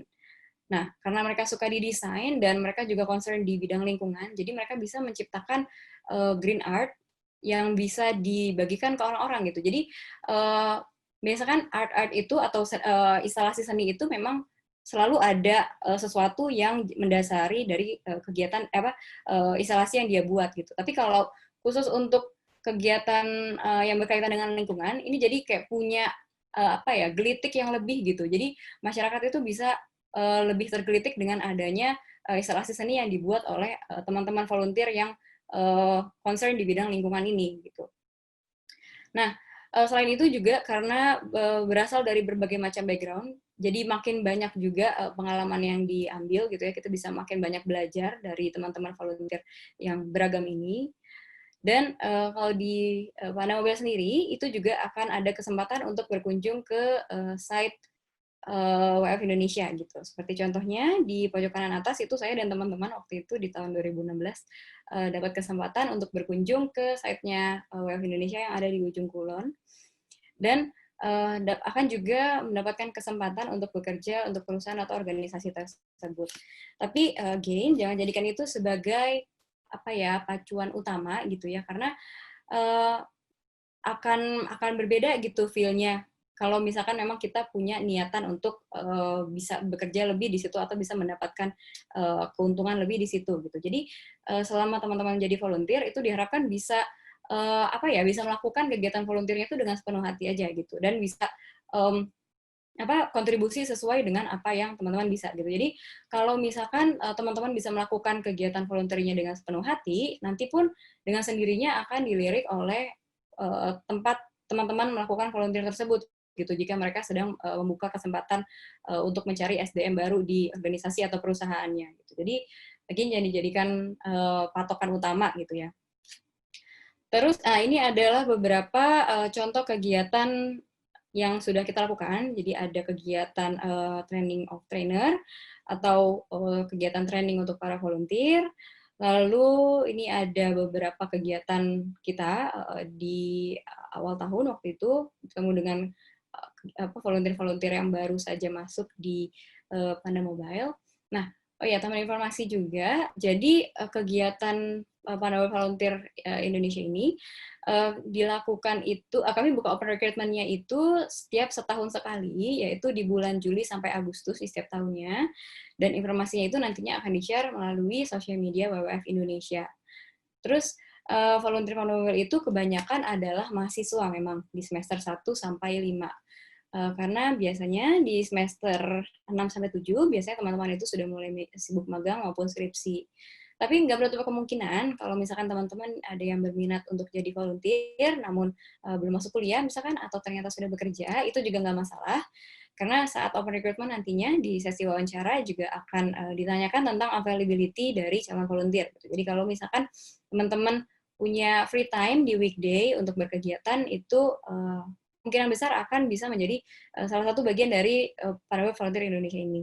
Nah, kenapa begitu? Kenapa kayak dikhususkan untuk yang bisa berkegiatan di weekday? Karena mostly kegiatan Panda Mobile itu dilakukan di hari Senin sampai Jumat gitu. Jadi misalkan undangan dari sekolah atau misalkan undangan dari korporasi itu pasti kebanyakan di weekday dan waktunya itu biasanya pagi dari jam 8 sampai jam 12 siang. Tetap ada kegiatan yang dilakukan di weekend, misalkan di taman kota atau di Petra atau di public area lainnya. Tapi ini kembali lagi menyesuaikan dengan undangan atau organisasi atau institusi tempat kita berkolaborasi bersama gitu. Nah, ini tadi sempat di-share juga sama Kak Asa sih, tapi aku mau menyampaikan sedikit karena aku sempat baca waktu itu di artikel ada hasil riset tentang kegiatan volunteer nih. Jadi kegiatan volunteer itu ternyata bagus banget buat kesehatan karena ada quotation yang bilang kayak when you stop thinking about your own problem and focus on the other, your level of stress will decrease gitu. Jadi kalau misalkan ada teman-teman di sini yang ada yang kaum overthinking gitu ya, yuk kita coba mulai gali potensi diri aja gitu. Coba kita lihat kita punya minat ke arah mana nih. Kalau misalkan kita sudah mulai menemukan minat ke arah mana nih yang kita suka, kita bisa mulai browsing gitu ya, cari-cari kegiatan apa yang bisa diikuti gitu. Jadi kita mulai fokuskan perhatian kita ke isu-isu lainnya gitu, instead of kita hanya fokus pada sesuatu yang kita pikirkan gitu yang dari diri kita sendiri. Nah, yang kedua tentu tadi benar disampaikan juga sama Kak Asa bahwa untuk melakukan kegiatan volunteer itu akan nge-boost karir teman-teman gitu. Jadi potensi untuk diterima saat kerja itu akan semakin besar karena perusahaan biasanya akan menilai bahwa teman-teman itu helpful dan nggak ragu untuk terlibat di berbagai kegiatan. It is definitely a plus gitu ya kalau teman-teman punya banyak kegiatan volunteer yang sudah dilakukan gitu. Nah, selanjutnya, kalau melakukan kegiatan volunteer tentunya akan sangat mengempower orang lain. And what's more beautiful than seeing other people being empowered by us gitu kan. Apapun isunya, apakah teman-teman concern tadi di women empowerment, di gender equality, di climate change, di mental health, apapun, selama teman-teman bisa memberikan impact positif bagi dunia ini, just do it, just be involved gitu. Karena nggak masalah kalau kita hanya bergerak dari kegiatan yang punya dampak kecil gitu. Karena kalau kita ada di circle yang tepat, aksi sekecil apapun, impact-nya itu pasti akan besar kalau kita kerjakan bersama-sama. Nah, dan ini yang terakhir dan paling penting dari aku, kalau kita melakukan kegiatan voluntary itu kalian akan dapat banyak banget pengalaman yang seru dan menyenangkan. Karena jadi volunteer itu adiktif banget ya. Tadi aku sempat lihat juga di chat ada yang bilang nagih banget nih ikut kegiatan volunteer itu nagih gitu. Itu bener banget aku bisa approve itu. Bahkan sampai aku nanti tua pun kayaknya aku akan tetap mau melakukan kegiatan voluntary gitu. Karena koneksi dan pengalaman yang bisa diambil dari situ tuh benar-benar nggak bisa digantikan sama apapun gitu. Terus benar juga tadi nggak jarang kalau bisa dapet jodoh nih dari kegiatan volunteer yang kita lakukan gitu. Karena teman-teman di sekitarku juga udah cukup banyak nih, aku udah saksi hidup bahwa ada cerita cinta yang hadir dari kegiatan-kegiatan volunteer gitu. Terus teman-teman nih kan di sini ada teman-teman yang sudah bergabung di organisasi tertentu ya. Dan saranku serap ilmu sebanyak-banyaknya aja. Kenalan sama orang siapapun. Karena walaupun sekarang mungkin kayaknya bidang kita tuh belum ada hubungannya sama orang tersebut, tapi mungkin di 5 tahun ke depan kayak you'll thank yourself for shaking his hands gitu, untuk berkenalan sama orang itu. Karena dengan koneksi yang kita punya, semakin banyak itu kita akan semakin bisa membuka diri untuk bisa kenal sama orang banyak dan bisa membuka pengalaman dan juga ilmu baru. Gitu. Mungkin itu aja yang bisa saya sampaikan. Terima kasih teman-teman atas perhatiannya. Semoga teman-teman bisa mendapatkan sesuatu dari yang saya sampaikan malam ini. Kalau ada pertanyaan lebih lanjut, mungkin nanti bisa dicatat email dan WhatsApp Official Mobile di nomor yang tertera di layar ini. Oke, terima kasih. Saya kembalikan lagi ke Kakak Sinta. Silakan Kakak Sinta. Wah, terima kasih Kak Hana atas penjelasannya. Dan saya setuju banget nih buat yang slide terakhir. Menurut saya itu penting bagi kita untuk find the reason why we do things gitu. Kenapa kita melakukan sesuatu dan kenapa kita ingin menjadi volunteer? Karena menurut saya itu adalah basic gitu. Dan why yang disampaikan sama Kak Hana udah menurut saya udah mengcover alasan-alasan menjadi volunteer gitu. Kayak misalnya good for your health, itu benar banget ketika misalnya kita volunteering, kita lebih banyak gerak daripada yang dibilang sekarang itu anak muda banyaknya jadi kaum rebahan gitu. Jadi daripada jadi kaum rebahan, mending kita gerak bareng-bareng, sambil gerak kita juga bisa ketemu banyak orang, kita bisa mengempower orang dan sebenarnya timbal balik kalau menurut saya itu timbal balik gitu. Jadi nggak hanya kita mengempower orang, tapi there's many times malah kita sebagai volunteer itu juga terempowered, baik itu dari beneficiaries maupun dari teman-teman yang ada di kegiatan yang sama. Luar biasa. Nah, kita masih punya sekitar 20 menit lagi nih untuk Q&A. Saya akan pilihkan beberapa pertanyaan dari teman-teman. Mungkin ini pertanyaan yang pertama untuk Kak Asa.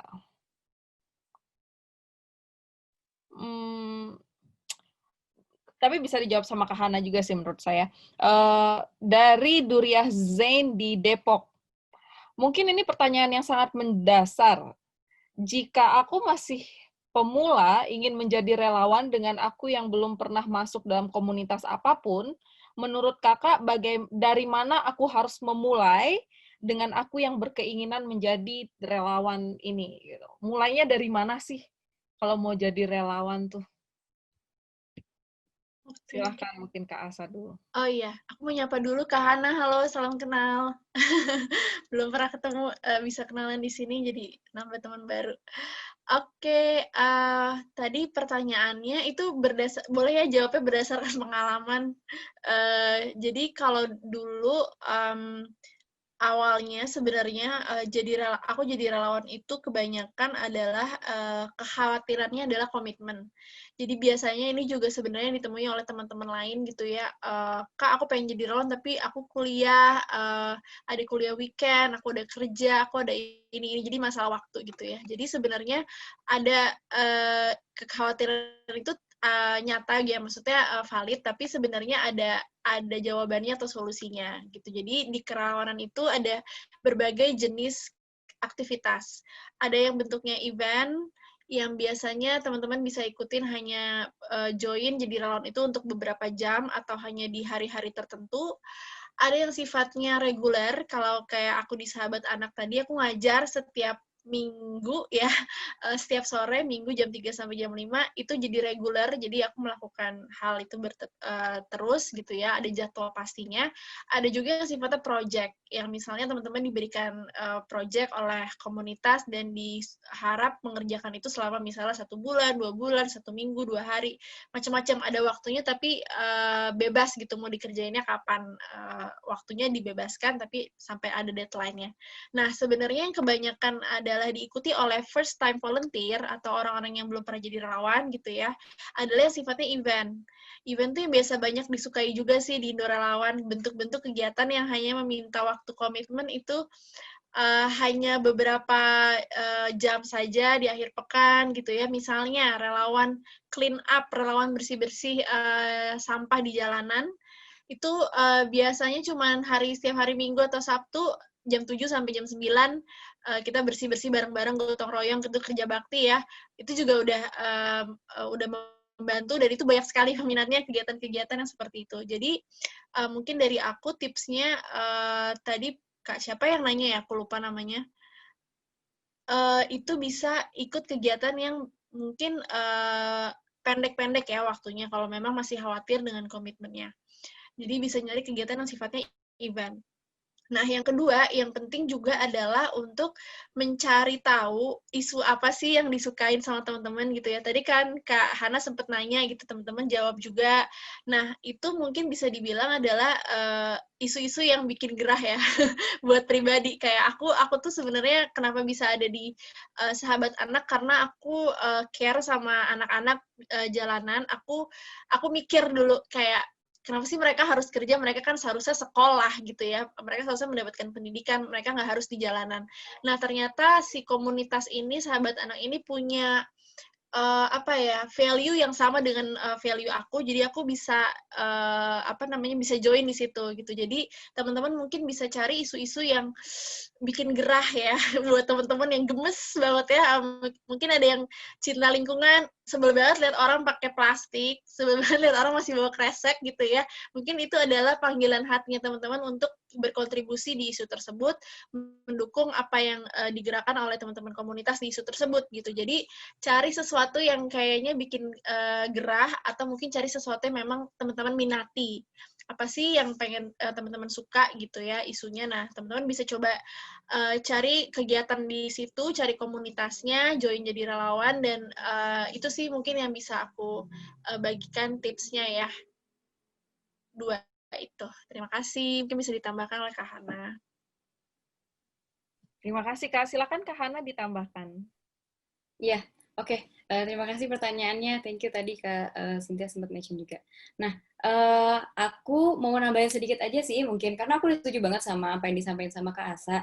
Kalau memang ternyata kita belum bisa committed untuk jangka waktu yang panjang, bisa cari yang event gitu kan. Ada beberapa kegiatan volunteer yang mungkin hanya sekitar 3 hari gitu ya Kak eventnya gitu. Jadi mungkin bisa ikut yang seperti itu dulu. Tapi kalau saran dari aku pribadi adalah karena dulu aku tuh memang anaknya cukup pemalu juga, jadi untuk bisa memulai itu banyak mikirnya gitu, lama gitu ya, ikut nggak ya, aduh kalau ikut nanti orang-orangnya nyambung nggak ya sama aku gitu, karena misalkan kita belum tahu kita suka di concern tentang apa gitu, di isu apa, mungkin kita bisa nyoba dulu aja, tapi saran dari aku mungkin bisa coba sama temen gitu, jadi mungkin punya temen yang sama-sama suka ikut-ikut kegiatan gitu ya. Ya dalam kata lain sama-sama gabut gitu misalkan. Kayak aduh ikut kegiatan apa ya? Coba yuk gitu. Jadi kayak coba bareng-bareng. Syukur kalau misalkan teman-teman kalian juga bisa keterima di kegiatan yang sama. Jadi bisa ngelakuin bareng-bareng gitu. Dan kalau misalkan ketemu obstacle, ketemu tantangan selama berkegiatan atau selama melakukan kegiatan volunteer, itu seenggaknya ada orang lain untuk sharing gitu. Mungkin lebih kayak gitu sih saran dari aku. Kalau memang masih agak takut-takut gitu ya untuk memulai, nanti karena lama-lama juga pasti akan kebiasa sendiri kok gitu, melakukan kegiatan apa aja itu pasti kayak udah tinggal ya udah ikut aja gitu, kayak ngarus aja gitu kalau kata anak sekarang gitu. Itu aja sih mungkin Kak Cynthia. Oke, terima kasih Kak Hana, Kak Asa, bener banget. Jadi waktu aku mulai volunteer juga itu mulainya dari teman-teman terdekat gitu. Semua teman-teman terdekat diajakin satu-satu gitu. Jadi biar masih bisa bertahan. Nah, ini sebenarnya pertanyaan dari orang yang berbeda, cuman menurut saya ini masih nyambung. Ini dari Oktorai. Pertanyaannya itu, biasanya kan kegiatan itu dilakukan oleh suatu komunitas gitu. Nah, semisal kita yang biasanya ikut bergabung, kemudian lama-kelamaan menghilang di komunitas tersebut karena ada kegiatan dengan komunitas yang lain, atau ada kegiatan personal, secara etika kerelawanan, melihat case seperti itu gimana ya? Related to commitmency. Silahkan mungkin pandangannya Kak Asa atau Kak Hana. Aku coba jawab ya, coba jawab dulu. Jadi sebenarnya itu ya lagi-lagi masalah komitmen kalau di relawan, karena relawan itu kan rela ya, kita nggak ada unsur paksaan gitu. Jadi yang biasa terjadi sebenarnya adalah dari teman-teman komunitas suka mengeluh juga sih, relawannya ada yang hilang, istilahnya gitu. Ada yang ghosting, udah daftar tapi habis itu nggak ada kabar. Nah, sebenarnya di etikanya ya, ketika kita udah daftar jadi relawan, apalagi kalau pakai seleksi ya, jadi artinya teman-teman udah tersaring gitu ya, udah paling yang the best of the best dari, mungkin ada teman-teman yang akhirnya ditolak juga gitu ya. Jadi sebenarnya itu juga jadi apa ya, semacam kayak janji sih gitu. Jadi ketika udah dipercaya oleh komunitas, diberikan amanah gitu ya untuk bergabung, dan ada masa komitmennya gitu, jadi teman-teman diminta bergabung di komunitas itu misalnya 1 bulan, 2 bulan, atau mungkin komitmen 1 tahun gitu ya. Jadi itu seperti janji gitu, jadi harus ditepati seharusnya ya begitu. Tapi kita juga tahu teman-teman punya prioritas ya, mungkin yang masih kuliah, ada yang lagi skripsi, ada mungkin nanti kebutuhan keperluan keluarga, atau ada hal-hal lain, itu wajar saja terjadi gitu ya. Jadi yang perlu dipahami adalah ketika teman-teman tidak bisa tidak bisa memenuhi komitmen itu adalah mengkomunikasikan ke komunitasnya keadaan atau situasi teman-teman. Jadi nggak ghosting, jadi nggak kabur, tapi izin atau mungkin vakum dulu karena lagi ada skripsi, atau mungkin ya bilang aja informasi kalau maaf tidak bisa melanjutkan sesuai dengan komitmen di awal gitu. Jadi kita juga sebagai relawan harus bertanggung jawab dengan amanah yang sudah diberikan. Nah, nanti dari komunitas itu pasti akan akan ada ya, maksudnya akan berkomunikasi dengan teman-teman gitu ya, akan cari jalan tengahnya. Oh ya udah deh, beri kami waktu 1 minggu untuk cari pengganti kamu ya misalnya gitu, atau enggak kamu bisa nggak ngelatih dia dulu nih sebelum kamu keluar gitu ya, supaya dia nanti yang gantiin kamu. Jadi kita sama-sama enak gitu ya, dari komunitasnya mungkin kehilangan, tapi juga dari jadi tugas itu teman-teman juga masih bertanggung jawab ketika harus meninggalkan komunitas itu gitu. Jadi perlu diatur-atur juga sih waktunya juga supaya nggak bentrok gitu. Jadi jangan sampai teman-teman menclak-menclak sana-sini, tapi hanya sekedar hadir aja tapi tidak benar-benar memberikan tanggung jawabnya sebagai relawan gitu. Karena kita juga pasti nggak enak juga lah gitu ya ketika kita udah berjanji dan nggak bisa nepatinnya. Dan mungkin aja juga misalnya ada nih beberapa orang yang suka gitu ya pindah-pindah komunitas tapi suka hilang gitu, ada juga. Sebenarnya tuh kalau misalnya mungkin ada yang pengen nambah CV gitu ya, nambah portofolio gitu ya di CV biar CV-nya bagus, komunitasnya banyak. Tapi sebenarnya kalau boleh cerita gitu ya, komunitas atau siapapun nanti yang lihat CV kalian tuh akan kelihatan kok orang-orang yang benar-benar berkomitmen sama orang yang cuman mejeng sana sini aja gitu. Jadi akan jadi jelek juga sebenarnya di teman-teman, rugi juga kalau terlalu banyak komunitas tapi tidak bisa berkomitmen gitu. Jadi kalau bisa sih menyelesaikannya baik-baik dengan komunitas tersebut gitu sih, biar udahannya juga enak dan teman-teman juga punya track record yang bagus ketika jadi relawan. Gitu sih Kak dari aku. Terima kasih Kak Asa. Silahkan Kak Hana, pandangannya gimana nih? Buat yang suka ghosting. Iya, karena hidup itu kan pilihan ya, dan volunteering itu kan juga ngajarin kita buat dewasa gitu. Emang semuanya tuh harus dikomunikasikan, dan orang-orang yang suka ghosting ini emang punya masalah komunikasi sih kayaknya. Tapi memang ada yang, gimana ya, kita tuh kadang-kadang ya mungkin dari sisi volunteernya itu sendiri kadang ngerasa nggak enak gitu kan. Aduh, kalau misalkan aku bilang sama si kakak, ntar aku dimarahin sama si kakak, atau kalau misalkan aduh kalau misalkan aku bilang nanti dikiranya aku orang yang tidak bertanggung jawab, aku adalah orang yang tidak dewasa gitu. Aku tidak bilang aja gitu, udah aku cabut aja gitu. Padahal ya sebenarnya itu bukan tindakan yang baik gitu. Jadi memang semuanya tuh akan bisa dilakukan, akan bisa terselesaikan dengan cara komunikasi gitu. Gimana pun ceritanya, gimana pun hasilnya nanti, kalau misalkan kita komunikasi itu akan jauh lebih baik. Dan aku mau nyampein aja perspektif aku dari sebagai pengen nyebut koordinator tapi kok kayak kesannya sok keren gitu, jadi kakaknya gitu, jadi si kakak volunteernya gitu. Jadi kalau aku sama temanku biasanya kita lakukan evaluasi gitu. Jadi evaluasinya ini dilakukan sekitar 6 bulan sekali atau per 1 semester. Jadi kayak kita ajak ngobrol atau kita tanya ini gimana untuk kedepannya gitu. Apakah masih bisa untuk melanjutkan atau enggak gitu. Karena kadang-kadang juga malah aku dan temanku ini yang ngerasa nggak enak gitu kalau misalkan ternyata teman-teman volunteer itu tetap harus ngelanjutin tapi ternyata dia punya kesibukan lain, misalkan dia harus skripsi atau memang ternyata dia keterima magang atau apa, kan takutnya kalau kita share informasi di grup terus-terusan gitu takutnya ganggu gitu. Jadi kita berusaha untuk coba nih ngajak ngobrol, kamu masih bisa ngelanjutin apa enggak, kalau nggak bisa ya nggak apa-apa gitu.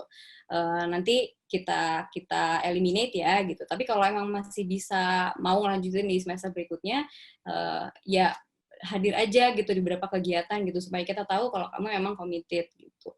Itu sih, memang komunikasi itu adalah cara penyelesaian yang paling bijak gitu ya di setiap permasalahan kayaknya.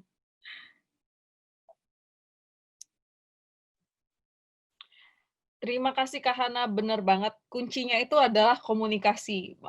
Segala sesuatunya itu bisa dikomunikasikan teman-teman. Jadi jangan sampai karena nggak enak ngomong atau apa, tiba-tiba ghosting aja, itu jauh lebih buruk. Jadi lebih baik dikomunikasikan. Dan di GPF pun, di Global Peace Youth, kita ketika SAM, kita punya meeting pertama dengan volunteer, kita selalu sampaikan juga gitu, kalau ada misalnya ada hal-hal, silahkan dikomunikasikan gitu. Misalnya udah dikasih tanggung jawab, ternyata nggak bisa, ya dikomunikasikan aja. Karena ya kan kita teamwork gitu, jadi bisa ada yang backup dan anggota lainnya juga mengerti gitu apa yang sedang kita alami. Nggak tiba-tiba kita hilang, oh si ini kemana ya gitu. Nah, ini pertanyaan terakhir nih, pertanyaan khusus. Satu buat Kak Asa, satu buat Kak Hana. Yang pertama dulu nih buat Kak Asa. Bagaimana verifikasi data yang dilakukan Indorelawan dalam menerima permintaan dari kelompok yang daftar untuk mencari volunteer? Mungkin ada aja kelompok yang sebenarnya tidak aktif. Kalau pertanyaan keduanya tadi tentang pengalaman dari jadi volunteer di Sahabat Anak sudah disinggung. Jadi menurut saya cuma satu pertanyaan itu, silahkan Kak Asa dijawab. Oke, makasih pertanyaannya. Jadi kalau di Indorelawan kita punya kita nggak menerima semua komunitas yang bergabung. Kita ada proses verifikasi. Jadi sebelum teman-teman menggunakan platform Indorelawan itu, teman-teman komunitas khususnya itu akan diverifikasi terlebih dahulu. Jadi kita akan menerima teman-teman komunitas yang memiliki nilai-nilai esensi kerelawanan yang sesungguhnya itu ya, yang tadi aku sebutkan, bisa menerima relawan dari berbagai background, penerima manfaatnya juga dari berbagai background, dan membawa nilai-nilai yang menyatukan Indonesia gitu. Jadi nggak bisa tuh kita terima yang mungkin hanya untuk mendukung suatu kandidat politik gitu ya, politik praktis kita nggak bisa, atau yang hanya membantu kelompok tertentu saja gitu ya. Jadi kita memang memverifikasi itu secara manual sih, kita cek track recordnya komunitas gitu. Jadi kita pengen soalnya pengalaman kerelawanan sosialnya itu benar-benar terjadi gitu, di benar-benar terlihat gitu ya di ekosistem kerelawanannya di Indorelawan gitu. Jadi karena relawan sosial, jadi kita perlu ngingetin lagi sih ke teman-teman komunitas,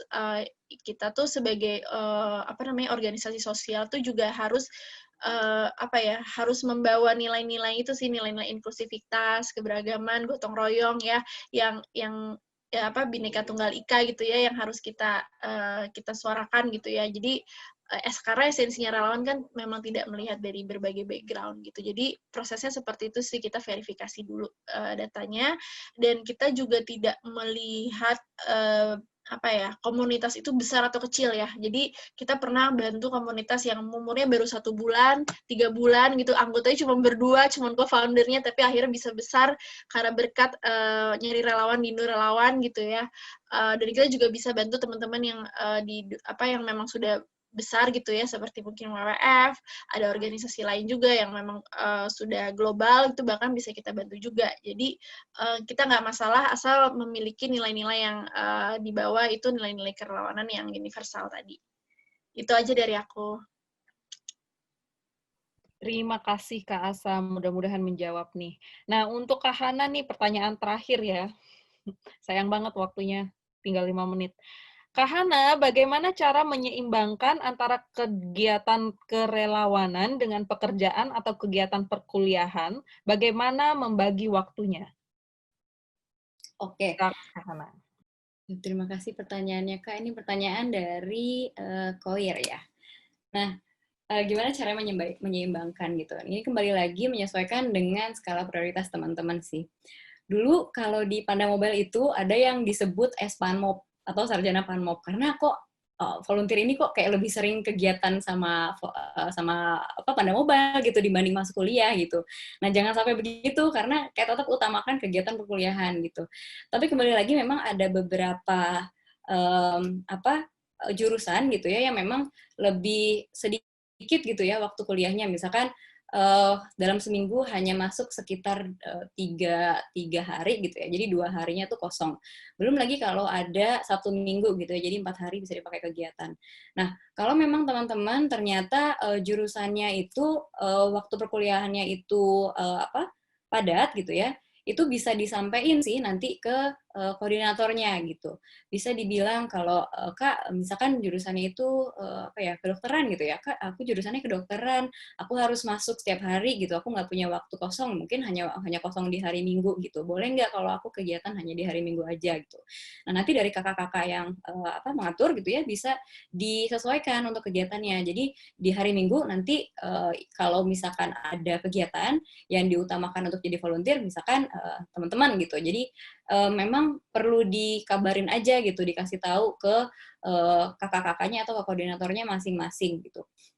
Nah, waktu itu juga ada sih, bukan waktu itu, malah sampai sekarang masih ada teman-teman volunteer yang memang dia sibuk banget gitu ya. Kebetulan emang dia waktu itu sekarang tuh dokter hewan kalau nggak salah udah di semester akhir gitu. Jadi agak juggling juga untuk menyesuaikan antara perkuliahan dan kegiatan volunteerannya gitu. Dan dia juga aktif di kegiatan volunteer internasional deh. Kalau nggak salah ada komunitasnya sendiri gitu.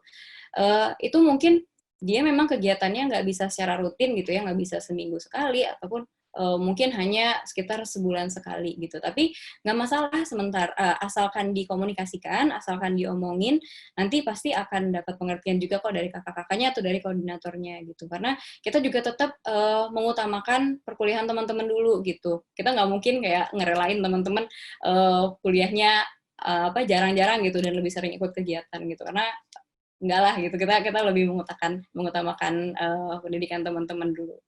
Mungkin gitu kali ya, Kak, untuk menjawab pertanyaannya. Terima kasih Kak Hana. Nah, ini penting banget nih, prioritas dan tanggung jawab utama itu jangan lupa. Yang selalu kita ingatin juga di GPF sama teman-teman relawan, jangan sampai lupa prioritas utama dan tanggung jawab utama gitu. Karena kadang ya gitu, ada juga teman-teman volunteer yang saking addicted-nya untuk kegiatan sukarelawan, malah lupa sama tugas dan fokus utamanya. Ini jangan sampai ya teman-teman. Nah, sayang banget waktu kita sudah habis. Tapi jangan khawatir, nanti teman-teman juga bisa kontak. Tadi Kak Hana udah kasih kontaknya juga, Kak Asa juga udah kasih kontaknya. Bagi teman-teman yang ada pertanyaan lanjutan, silakan nanti dikontak, berkenalan, nggak usah malu-malu. Walaupun kita online, mudah-mudahan kita masih tetap bisa berjejaring. Jadi gunakanlah kesempatan ini juga untuk berjejaring dengan teman-teman yang ada di sini ataupun dengan speaker, dengan narasumber kita yang ada di sini. Nah, saya recap sedikit saja. Terima kasih Kak Ana, Kak Asa yang udah sharing buat kita untuk malam ini, dan luar biasa sharingnya. Dan ada beberapa hal yang menurut saya yang disampaikannya itu ya sejalan apa yang disampaikan oleh Kak Hana, Kak Asa, dan juga yang menjadi visinya GPF itu sama, yaitu kita ingin menjadikan kerelawanan ini menjadi lifestyle bagi kita anak-anak muda khususnya gitu. Dan kalau misalnya banyak dari senior-senior kita yang mempertanyakan anak muda sekarang itu nggak ngerti Pancasila, nggak ngerti gotong royong gitu. Kita bisa menjawab tantangan itu dengan bentuk gotong royongnya kita adalah ya dengan kita menjadi sukarelawan di berbagai organisasi gitu. Itulah cara kita untuk bergotong royong, cara kita untuk membangun bangsa Indonesia. Jadi bukan berarti kita apatis terhadap negara kita, terhadap pembangunan Indonesia. Dan banyak sekali manfaat yang akan kita dapatkan ketika kita menjadi seorang relawan, baik itu pengalaman, terus teman, network, makin banyak network, makin banyak rejeki, mengasah skill dan hobi kita, karir kita juga berkembang gitu. Saya juga by the way memulai di GPF itu dari volunteer di 2010 waktu masih jadi mahasiswa sampai sekarang dipercaya oleh tim internasional dan juga board di sini untuk memanage Global Peace Foundation Indonesia. Jadi memang nyata banget sebenarnya untuk ngasah skill kita, untuk karir kita, dan memberikan dampak bagi kehidupan kita gitu. Dan yang tadi bercanda gak bercanda, untung-untung ketemu jodoh. Di GPF sendiri itu udah ada yang sampai nikah beberapa pasangan yang ketemunya di sini gitu. Jadi saya udah ngadirin berapa pernikahan teman-teman yang ketemunya itu di GPF, di Global Peace Youth. Bercanda nggak bercanda loh itu. Kan itu juga salah satu bentuk rezeki. Dan saya mau tutup webinar kita malam ini dengan satu quotes yang saya sangat suka banget dari Albert Einstein. Only a life lived for others is worth living. Gitu. Nah, jadi happy International Volunteers Day buat kita semua, dan semoga kita selalu sehat di masa pandemi ini dengan kita tetap menjadi sukarelawan bagaimanapun caranya, walaupun secara online tidak bisa langsung bertatap muka. Terima kasih teman-teman semua, Kak Hana, Kak Asa, dan juga partner-partner kita yang sudah terlibat. Saya kembalikan kepada MC Kurnia. Terima kasih. Assalamualaikum warahmatullahi wabarakatuh.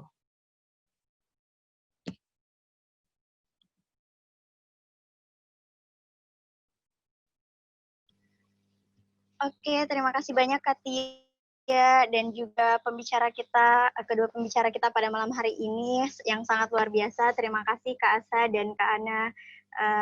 Dan mungkin saya sebelum ini sudah benar-benar jatuh cinta Kak dengan dunia kerelawanan, dan setelah mengikuti pembicaraan ini dari awal sampai akhir, saya pikir untuk membangun cinta dengan dunia kerelawanan, membangun cinta ya dengan dunianya, bukan dengan relawannya. Tapi kalau dapat ya alhamdulillah. Oke, intermezzo. Mungkin kita bisa masuk ke sesi foto bersama teman-teman. Jadi silahkan untuk teman-teman, kakak-kakak mengaktifkan kameranya karena panitia juga nanti akan men-screenshot. Oke, silahkan diaktifkan kameranya, kakak-kakak, teman-teman. Dan berikan senyum termanisnya. Tahan selama 10 detik.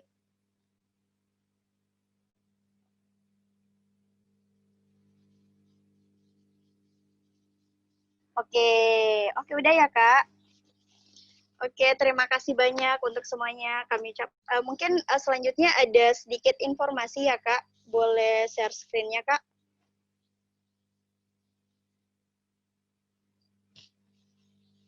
Kita ada sedikit informasi.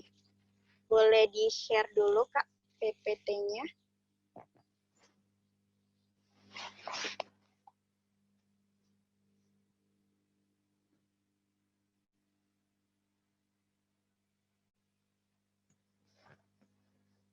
Oke, mungkin bisa dicek di screen-nya ya, teman-teman. Jadi, untuk teman-teman, terima kasih banyak sudah mengikuti webinar ini. Silahkan untuk mengisikan, apa ya?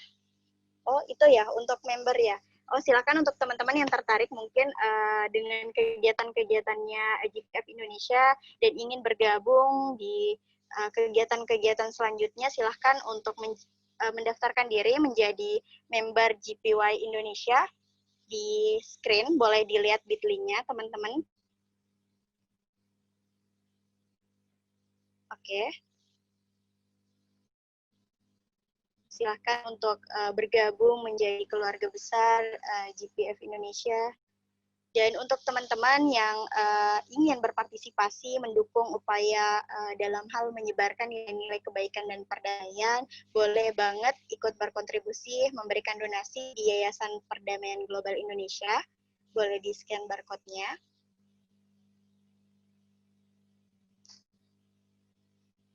Oke.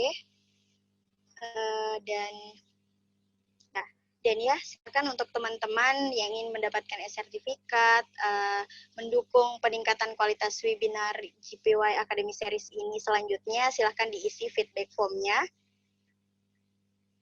Itu ada di screen, silakan.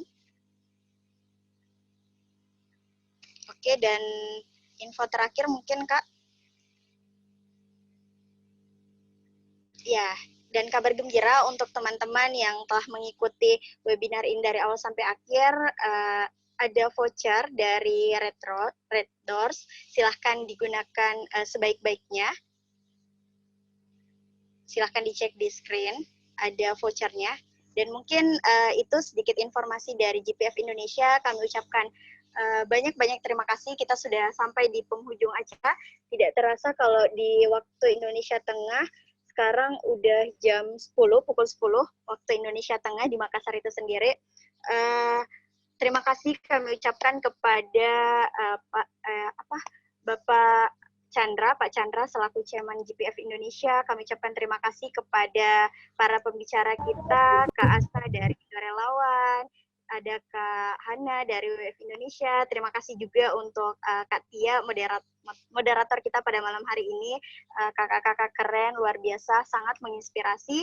Dan juga terima kasih kepada partner dan mitra GPF Indonesia, ada Indo Relawan, WWF Indonesia, Pita Kuning, Pandulisan, Sekolah Relawan, Kapilar Indonesia, Pencerah Nusantara, CISDI, Bumi Kami, PPKK Universitas Airlangga, Unika Atmajaya, Asia Pacific Youth, Dapur Event, Red Doors, Indonesia Youth Initiatives, dan Teach for Indonesia. Terima kasih banyak kami ucapkan, dan juga untuk para peserta, terima kasih telah mengikuti webinar GPY Academy Series kali ini, dan tetap tunggu GPY Academy Series selanjutnya. Dan kami ucapkan terima kasih, dan saya pribadi mengucapkan banyak-banyak terima kasih dan mohon maaf apabila ada kesalahan dari awal sampai akhir acara ini. Dan sampai jumpa, selamat Hari Volunteer sedunia. Oke, wassalamualaikum warahmatullahi wabarakatuh. Waalaikumsalam.